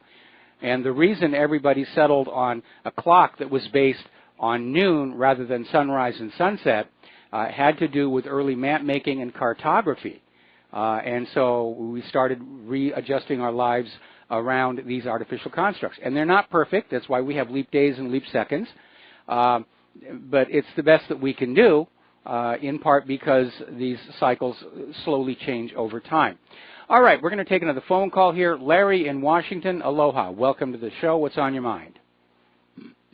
Yeah, Michael, when you were talking about John Anderson. Yes? That was first Reagan. Okay. And why I remember this is because when Reagan was running, I was a state representative for the Young Republicans, and I put something on the state floor about the investigation of Congress into the powers of the CFR and the Trilateralists exerting on Congress. Mm-hmm. And if you remember correctly, back then, in Florida, where they had the national convention, there were signs being walked up and down the aisles, no CFR or Trilateralist, because at the meeting in the state, John Anderson was a member of the Trilateralist, and we had an open debate about that. And that's why I remember John Anderson. Oh, okay. It's an interesting story. Okay, Bud, that's all I have to say. All right, thanks an awful lot. Okay, let's see. Boy, there's a lot of stuff coming on in here. Let's talk about the flu. It's hit 46 states. The epidemic is widespread. Britain especially has been hit with the Aussie flu, the Japanese flu, and now apparently there is a third flu called the French flu. And they are really in trouble over there. The hospitals are jammed. And of the three, apparently the Aussie flu is the worst. That's the H3N2. It's a particularly deadly variety. And hospitals are starting to run out of Tamiflu, which, here's the problem I have with that. They gave Claire Tamiflu when she first got the flu. It didn't work. They had to change medications before they got a positive result. We're going to take a break for station identification. Back with another phone call after these few words. Aloha, America. Welcome back to our show, hour number 3 here. And the phone lines are open, 800-313-9443. Well, Planned Parenthood is probably breathing a sigh of relief because they're being shoved out of the spotlight. Apparently, the FBI is interviewing former employees of a funeral home whose owner runs a side business on the same premises selling human body parts. And apparently, if you go to this funeral home, you might want to open that box and make sure everything's there before you actually have the funeral here. But boy, it just, ugh. That's icky. It's very, very icky. YouTube video we put on up at whatreallyhappened.com. Teenage boy found dead after receiving the HPV vaccine. Now, it's not just one boy. The video is actually a compendium of many of these cases of people who are getting this vaccine. And in the case of the young boys, it's for an illness they'll never get. They can't have cervical cancer if they don't have a cervix. But it's an expensive shot, and the practitioners are incentivized to just push that shot as much as possible. And again, more of these deaths resulting. Now, here's something that probably is going to get a lot of you kind of concerned here. American life expectancy has declined again. Apparently, this is the first time average life expectancy has declined for 2 years in a row, for the first time in more than 50 years. And the preliminary numbers are not looking good for right now. And the data is showing that the three major causes of death are unintentional injuries, Alzheimer's disease, and suicides. And today we can add to that the growing number of opiate overdoses. So we don't have good medical care. We don't have good health in this country. Our life expectancy is decreasing. Now, getting into the world of computers, this thing with Spectre is just exploding all over the place. The National Security Agency has issued a statement denying any prior knowledge of the Meltdown and Spectre exploits and says it would never, ever, ever harm computer companies by withholding vulnerabilities that they are aware of. Sure. Back in 2014, the CEO of Intel, Brian Krzanich, was taking part in a Reddit online chat session. Was there, so I'll answer all of your questions, and was answering questions. Then he was asked two questions, which both came basically to the same thing: whether the National Security Agency can access the processors. And at that point, Brian kind of shut up, had nothing to say. The big stall, the big silence. Blink twice if you're not allowed to say. So at this point, I see this as confirmation that these hardware problems with these chips are in fact intentional. To allow the government to just waltz right in over the internet and get right into the heart of your computer, bypass whatever software security that you've got. Now, apparently, one of the Intel stockholders has filed a class action lawsuit accusing Intel, which everyone is starting to call Chipzilla, of artificially inflating its stock prices by omitting to tell anyone about the Spectre and Meltdown flaws in the products. So this complaint was brought by shareholder Elvis Elvira, and it basically pits the investors who acquired Chipzilla shares between July of 2017 and January of this year against the corporation, its chief executive Brian Krzanich, and chief financial officer Robert Swan. And basically they're saying it's all about failing to disclose what was going on in a timely manner. So lawsuits are already flying. Now the bad news is, this is from hackermoon.com, Spectre and Meltdown are just the beginning. And there are probably other problems out there, other back doors out there. Part of the problem is all of the additional systems piled onto the chips to try and get more speed out of them, because the chips are already operating at pretty much the theoretical maximum speed for silicon. Another reason to start talking about photonics. And each new added system brings with it its own problems. And I think illustrating that is that researchers at F-Secure have found yet another problem in Intel's management firmware that could allow an attacker with brief physical access to PCs to gain persistent remote access to the system, thanks to weak security in Intel's Active Management Technology firmware, the AMT.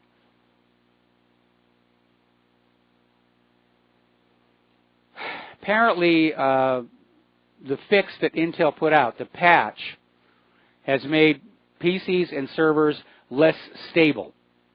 And they've issued a statement saying we've received word that systems are just rebooting endlessly after applying the firmware updates. And don't worry, we'll get a fix out to you sooner or later. Well, everybody who's got a computer, who's been bricked or is constantly rebooting from this, they're losing money. They're losing business. This is an absolute epic disaster. And over at ZDNet, they're saying maybe speed isn't the most important thing to look at in a processor. Maybe it's getting them back to being simple and secure. And that would be a good thing. There's one problem, though. Computer software companies, they rely on faster processors. And as a result, they'll write sloppy, inefficient code. And I remember many years ago, my wife bought me, as a birthday present, Microsoft's Flight Simulator X, because I love flight simulators. It's the only games I ever play. And I loaded it onto the computer, and it was just chunking along, and I found in the paperwork, inside the packaging, a little notice saying, you may notice Flight Simulator X isn't performing too well. That's because we've written it for the next generation of processors we know you'll be buying in 3 years' time. Which I think was they're just covering their rear end because they couldn't get the code to run fast.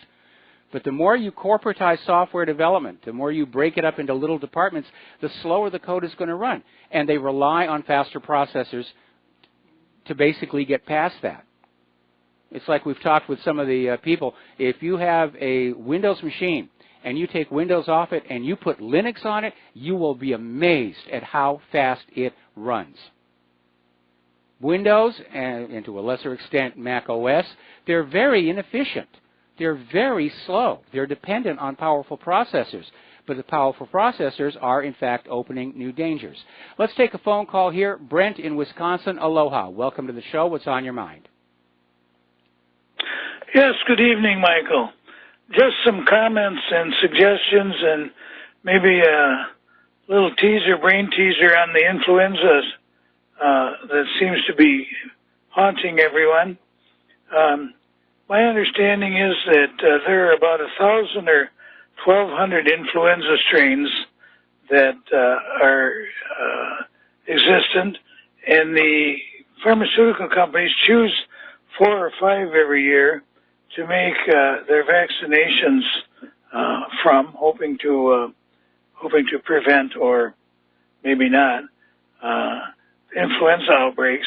Yes. Very often they don't hit it right on the head. No, now, they don't. They have to start the process long before the flu season begins. So it's basically a guess. Yes, absolutely. It's a crapshoot. And what happens is they give you, if you receive a vaccination, a weakened form of the virus.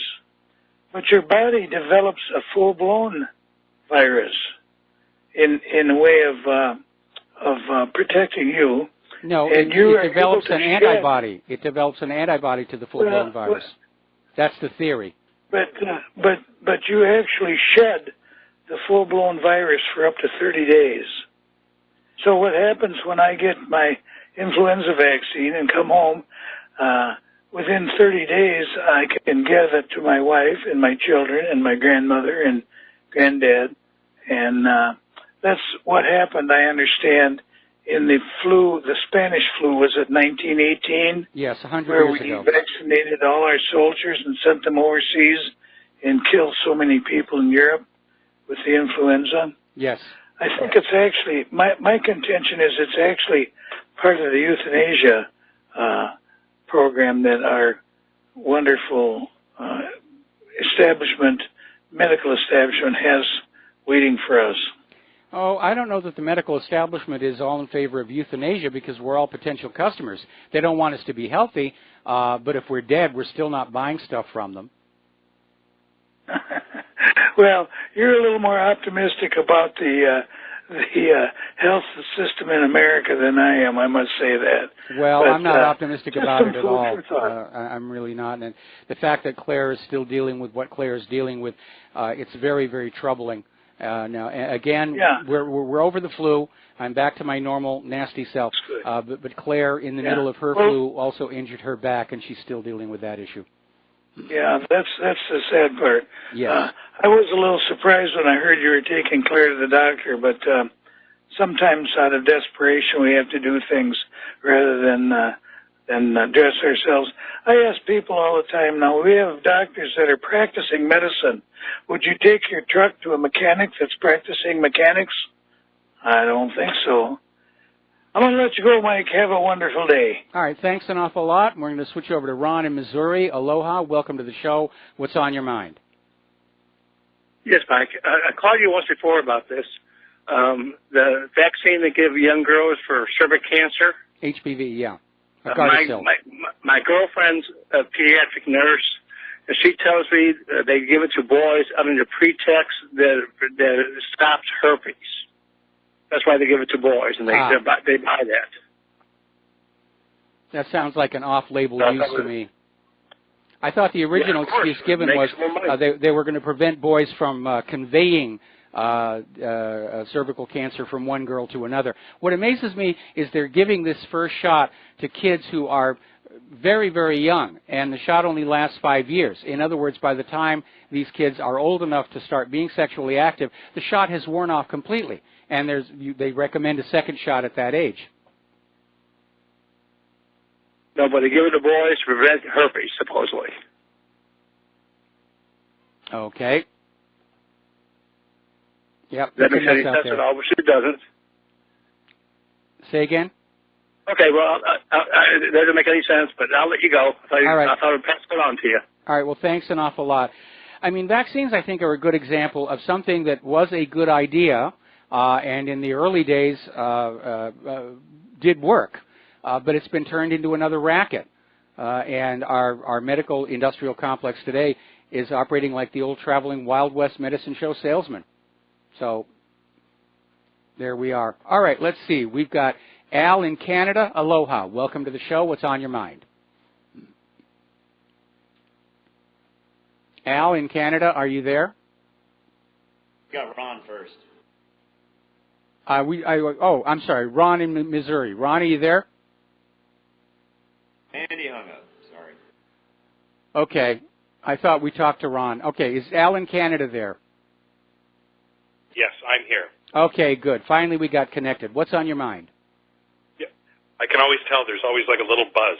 Yes. I've just been looking at AMD's website, looking at these sector and some other nonsense that's going on. I've used Intel CPUs twice in the last 20 years, and they're expensive and blah blah blah. Obviously, they have that speculative. What do they call that again? Some kind of speculative something that they're blaming this whole thing speculative on. execution, where the processor is trying to guess what the next instruction might be. Yes. So I've been reading up on this as far as AMD is concerned, because I'm not going to use Intel processors ever again. And I haven't used them in probably about 5 or 6 years. But I think you hit the nail on the head a few days ago when you said, obviously Intel, a lot of this Intel stuff is engineered and designed in Israel. And, whereas the AMD stuff, I mean, this is old Soviet Union stuff, right? The AMD processors and that. And to be honest with you, the patches that have been coming out, I've been reading up on this, and I haven't, done any of the stuff myself because I don't really care. But apparently, it's turning like AMD systems into a brick. Yes. They're just rebooting constantly, and I have to wonder. I mean, how much of this is really the processor in AMD systems, and how much of it is actually like the Southbridge or other chips on the motherboard that they don't necessarily manufacture. It's the same with their GPUs.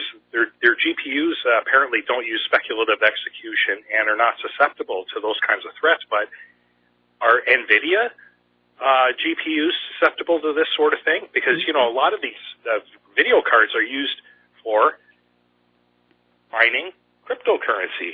Yes, they are. But again, these problems, Spectre and Meltdown, are actually inside the metal of the chip itself, and apparently you can't even change the microcode. The patch is basically to remap the kernel memory someplace else in the memory space, and apparently that is causing other problems, boundary conflicts, who knows what all else is going on out there. But Intel was out there trying to rush a patch out there, and they rushed out a patch that didn't work. I'm going to be very honest. I've got some machines with Intel here. I'm not going to be applying the patches. I can't afford to have a machine bricked.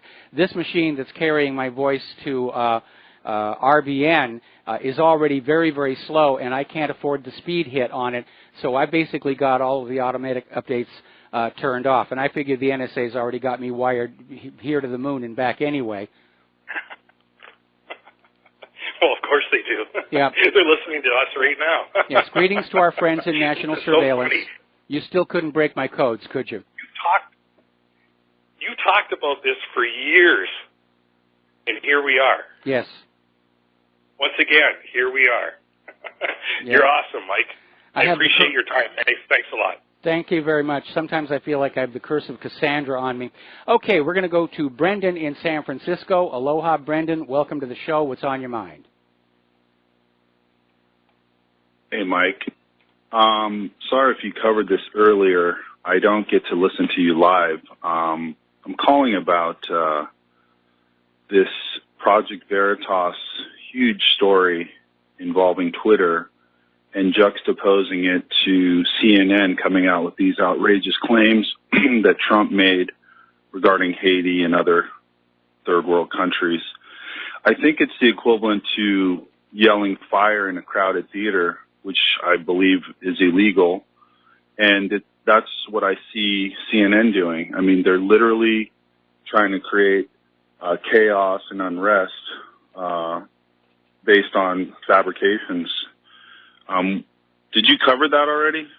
Well, yeah, we did right at the top of the show, because I think what's going on is corporate media is trying to make a big deal over what Trump said so that Americans aren't actually evaluating the question.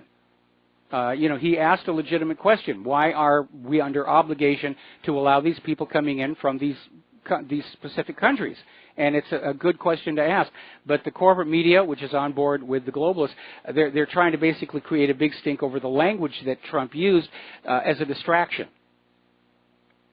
Right, versus what the content is.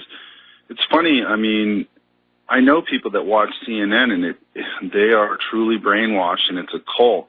And it's frustrating for me to watch people that I care about, and I'm being demonized, you know, on a personal note. I mean, at some point there's a tipping point, and I mean, I'm afraid that when this type of stuff goes unchecked, when Don Lemon can call Trump a racist, it's so outrageous. there has to be some type of consequences for it. Well, I would say so. Brandon, we got to take a commercial break. Stay on the line. We'll be right back. And aloha, America. Welcome back to the show. We're talking with Brandon in San Francisco, and we're talking about how the corporate media is basically, call it sensationalizing their reporting on what Donald Trump did, but they're certainly trying to fan it all up to be much more than it really is. And it's almost a tabloid approach to what's going on, to sensationalize it, to possibly sell it that way. But again, for the globalists, the idea is to not actually look at what Trump was saying. And what Trump was saying, he wants a merit-based system where people who are allowed into this country already speak, read, and write English. that they have skills or some kind of professional licensing, that they have an offer of employment, and that they are going to be able to take care of themselves and their family here and not be a burden on social services. And that strikes me as a perfectly reasonable thing to do. And most other nations have similar systems.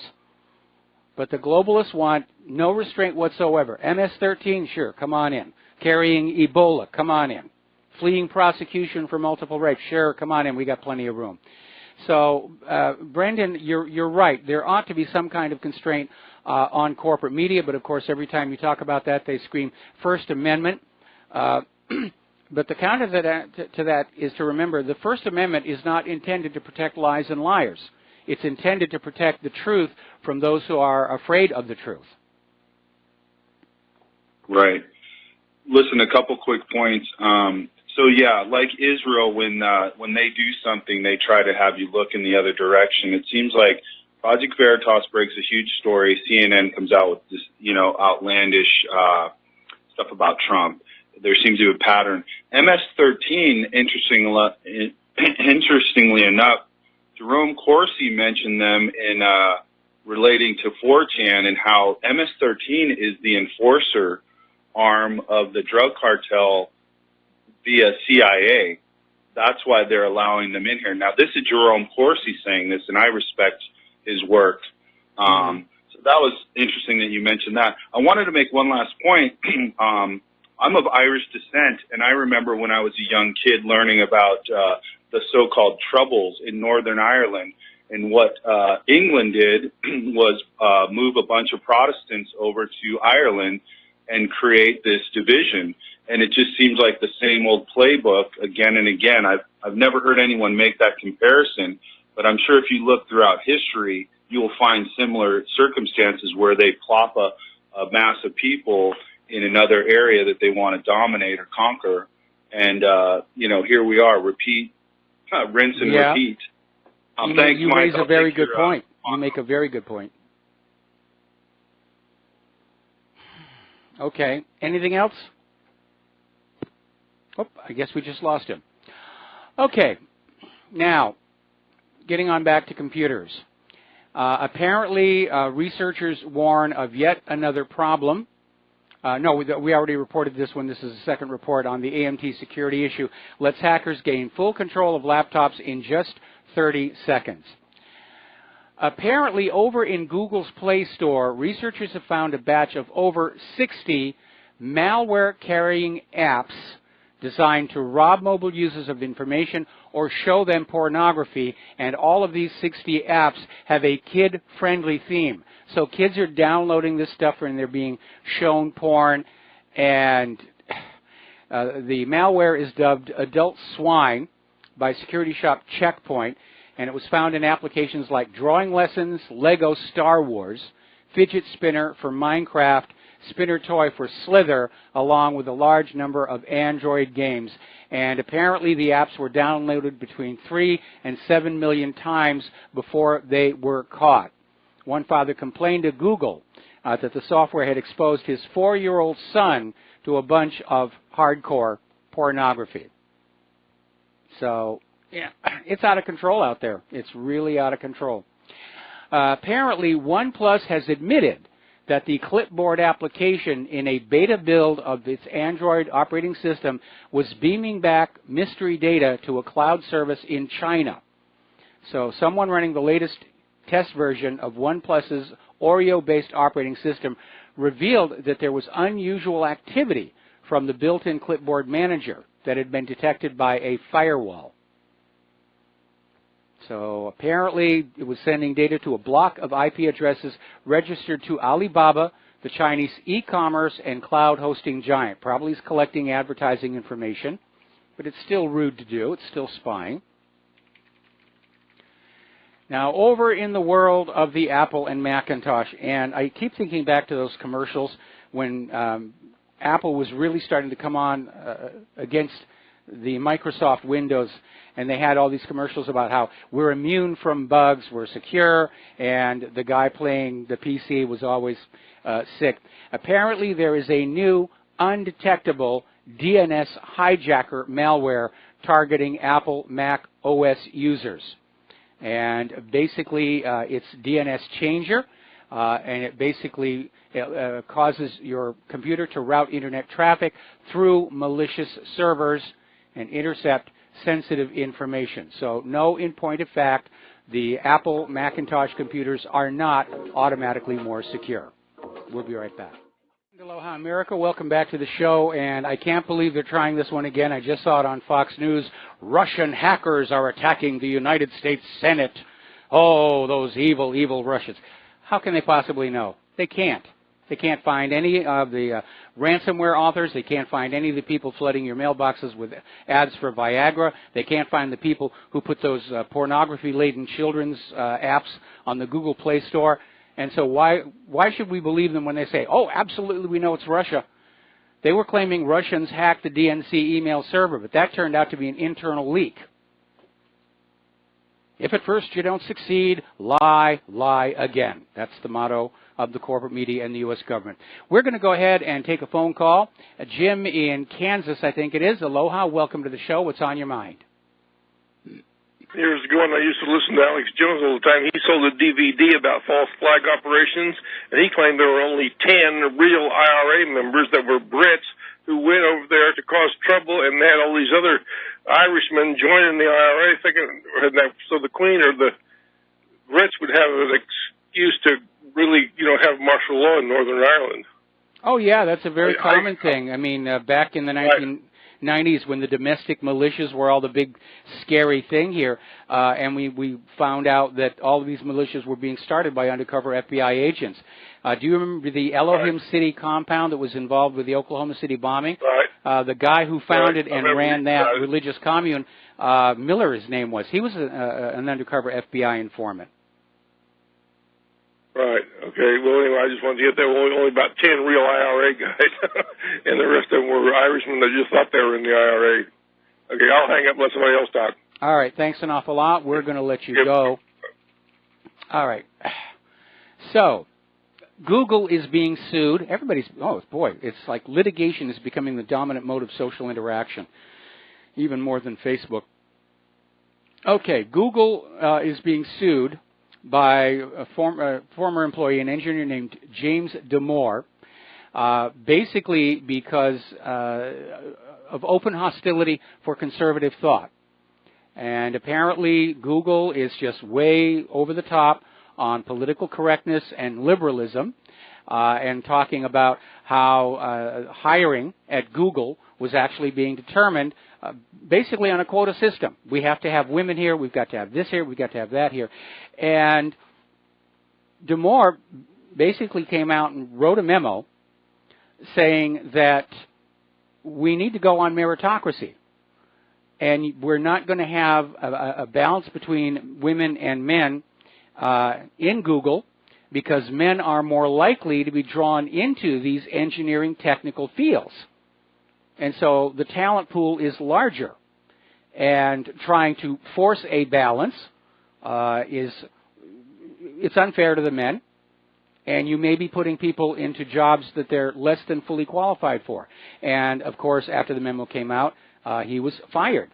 And now he is suing Google, claiming that he and others were regularly mocked and harassed for conservative views. But apparently Google management started it by politicizing their workplace. The smartest thing of all would have been to say, you're here to do a job. Okay, keep your politics on the lunch break or at home, not internal here. But if Google's management is out there pushing, oh, we're going to do this liberalism and feminism and all the rest of it, they opened up the floodgates here. Now, the European Union is planning to invest $1.2 billion building 4 new supercomputers. And the reasoning is they claim they're lagging behind the rest of the world. Europe does not have any supercomputers in the world's top 10.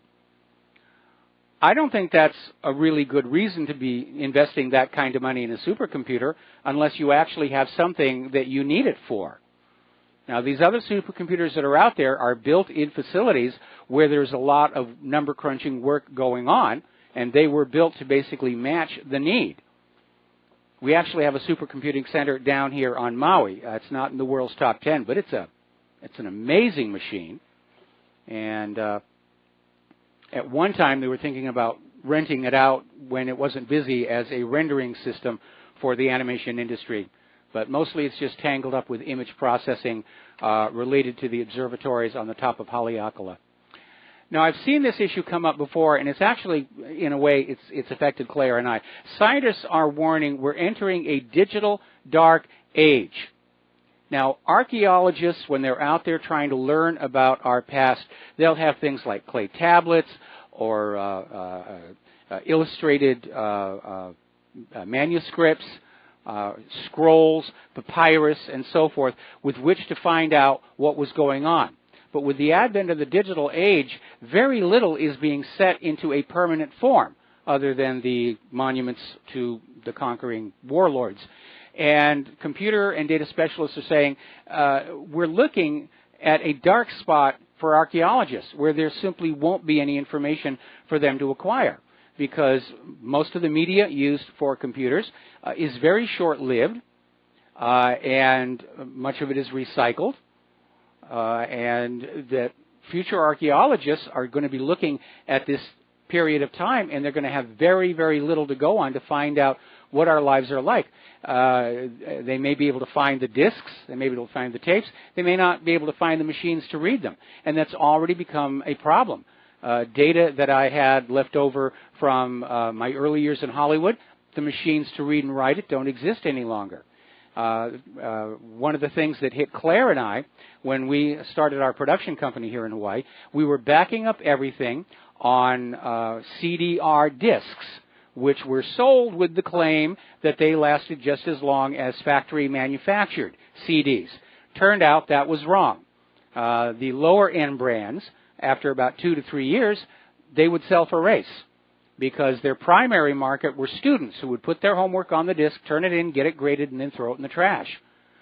Now, there are what are called archival quality CDRs out there. They're a little more expensive. But even CDs are becoming less and less used versus digital download. But these scientists are absolutely right. We could actually lose this period in history, except for a few surviving monuments. There won't be much for them to go on. And archaeologists really aren't that interested in the monuments. They like to show them off, the pyramids and everything, because that impresses people on the TV channels. But archaeologists like to focus on ordinary daily life.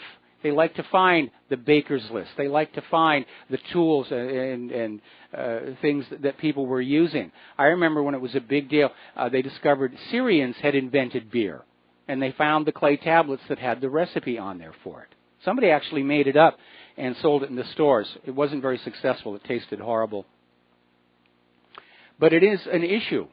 So much of the new information we're creating is being stored in a manner that it will disappear very quickly. Sort of a modern Library of Alexandria here. Okay, let's get back to the Consumer Electronics Show. There's a lot of interesting things going on. In response to the Me Too movement and all of this stuff about sexual harassment and rape and the issue that sometimes women will start engaging in sex and change their mind and then scream rape, somebody actually came out with an app where a blockchain company, Legal Things One, came out with Legal Fling, which is an app on your phone where you will swipe it to give your consent to sexual activity. Ooh, boy, that swiping that smartphone, that makes me hot. And basically they're pushing it as a smart solution to the practical implications of the current law on people's lives. And what's really weird is many years ago there was a science fiction movie, I can't remember which one, where there were these guys who were going into a brothel to do business with the prostitutes, but the prostitutes all had lawyers, and they were all signing contracts. How much money for what before anything proceeded. And here it is, real life. This is getting silly. This is just getting silly. What's going to happen to spontaneous sex now? It's going to be scheduled. It'll be in the calendar. Here, swipe my app so that I'm covered if you change your mind halfway through. Something else that's silly that came out of Consumer Electronics Show is smart underwear. It's taking the wearables game to a whole new region. And apparently the high-tech underwear have 6 sensors woven into the bra and panties that can track heart rate, temperature, pressure, motion, body fat, and hydration levels. And apparently it's $400 for 8 pairs of the thongs. And I think that's a little over the top. I really, really do. Now, Facebook earlier today announced a major change to the news feed. Mark Zuckerberg is explaining that he wants to change it so that users see less from media and businesses and will see more content from their immediate friends and family, which sounds actually like a good idea, except for those people who are trying to get relevant content. But Facebook's stock dropped 4% with that announcement, so not everybody thinks it's going to be a good idea. Let's talk about James O'Keefe again. He's in this ongoing battle with Twitter, where he caught some people on tape who work for Twitter basically admitting they're engineering the system to shadow ban conservatives. And they're automating the system, so no longer will it be somebody saying, ooh, I think this guy's a conservative, flip the switch on shadow banning. First of all, for those of you who don't understand the term, shadow banning means that Twitter, when you post something, you will see your own post logged into your own account, but nobody else sees it. And so after a while, you'll think nobody's responding to your posts, when in reality, nobody is seeing them. People who are following you are not seeing your posts because you've been shadow banned. And in one of the videos that James O'Keefe got, they're automating the system. And at one point, Twitter canceled Project Veritas' Twitter account in a fit of pique. It's since been restored. But yeah, we're seeing all of these corporate social media companies, they're being compromised. They're being brought on in to be gatekeepers.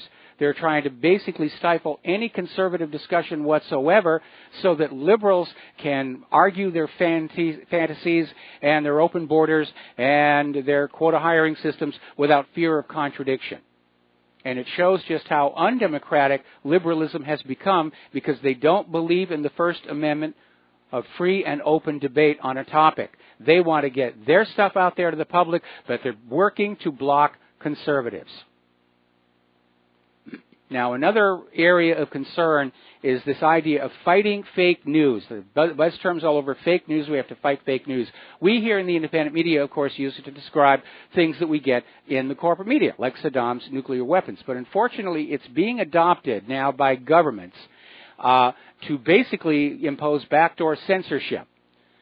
And France and now Brazil are looking at legislation to ban all political content on the web that the government decides is fake news. In other words, the government is setting up this, we're fighting fake news to reinforce their own propaganda and to silence dissenting opinions or contradictory information.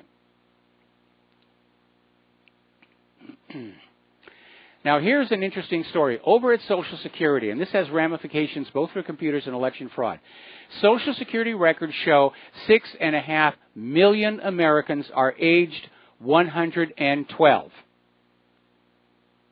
Now, as of last autumn, there were only 42 people known to be that old in the entire world. But Social Security doesn't have death records for these people. The oldest born in 1869, and these Social Security numbers are still out there.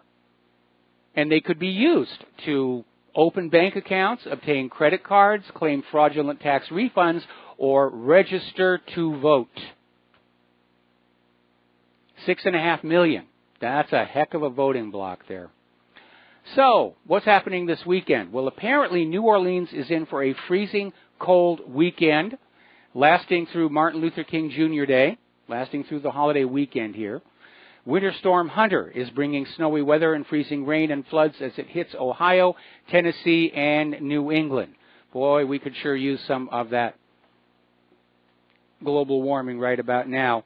over in North Carolina, alligators are being frozen into the lakes. And we talked about yesterday where there's some photos where the alligators are just poking their snouts up into the air in order to stay alive. But apparently it's become so bad that animal activists are now conducting rescue missions and trying to chop these alligators out of the ice and get them someplace where they can be a little bit warmer without losing an appendage in the process. It snowed in Denton, Texas yesterday. It was a very short flurry, but the residents were saying it doesn't happen all that often. It's just that unusual. Apparently, Corsicana's Tiger soccer team won their last soccer game. They were having to play in the snow. So yeah, we are getting into a period of planetary cooling, and it's not due to human activity. It's due to a decline in solar output. Human-caused global warming was a scam, one of many, many scams. Now, over on Mars, images from the various orbiters are showing these exposed underground ice cliffs on Mars. And they're saying there is enough water there where it could provide necessary water for a future colony on Mars. Now, back on Viking, there was one photo I saved for all the time that we were looking at that, where one morning the sun came up and there was what looked like snow on the ground. And it was probably a combination of water ice and dry ice, a clathrate. But it was a cool picture to see that dynamic change taking place on that. Okay, now, apparently ICE, Immigration Customs Enforcement, is now expanding their program of raids on 7-Eleven stores looking for undocumented workers. And Tom Homan says that's just the beginning. More misery for Intel as firm says patches to solve its chip design flaws. We already covered this one here. Well, as you know, the Zuna mystery satellite failed in its launch over the weekend, but they got another big one up. A British satellite has been launched into orbit. It's the world's first full-color satellite that can capture high-definition videos of individual people from orbit. That is an amazing technology. They've got to be using adaptive optics and a whole bunch of image processing. I rather imagine that there'll be a lot of spying with this thing. We're going to take a break for commercials. We'll be right back. Aloha America, welcome back to our show. Last segment of our Pauhana Friday show, just getting into the Martin Luther King Jr. holiday weekend. And following up on that story about the British satellite was actually launched into space by India using a rocket that carried a total of 31 payloads into polar orbit. That is an amazing technical feat. It's a big rocket, and of course it takes a lot more energy to go into a polar orbit than an equatorial orbit, because when you're following the equator, you have the speed of the ground under your launch pad added to your orbital speed. So that's very, very impressive. All right, we're getting more word about this flu season, and this is from statnews.com. And it's basically saying this flu season is shaping up to be one of the worst in recent years. The current tracking system is just 13 years old, and this is the first time that it's shown the entire continental United States suffering from the flu. And obviously, because it's here in Hawaii, it's extended beyond there. But apparently, the number of people who had to be hospitalized nearly doubled last week. And that is very serious stuff. So again, please don't be heroic. If you start feeling like you're coming down with this thing, see a care provider. Okay.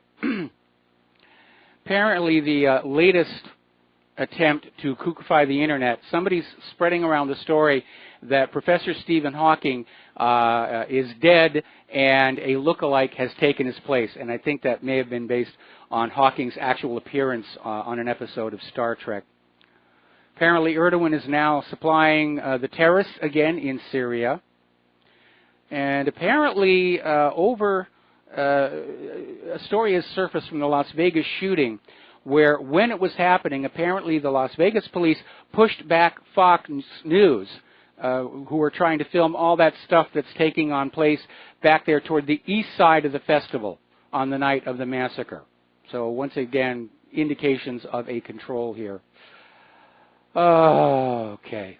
Now, as we go into the weekend, again, a holiday weekend, want you all to be safe, drive carefully, and be back here. We will be back live on Monday, as far as I know, and just enjoy the weekend and the holidays. What Claire and I are going to do, we need huge amounts of rest, although Claire has choir on Sunday morning again. So I want you to please stay tuned to John Stedman's program. He's got a lot of interesting things to share with you.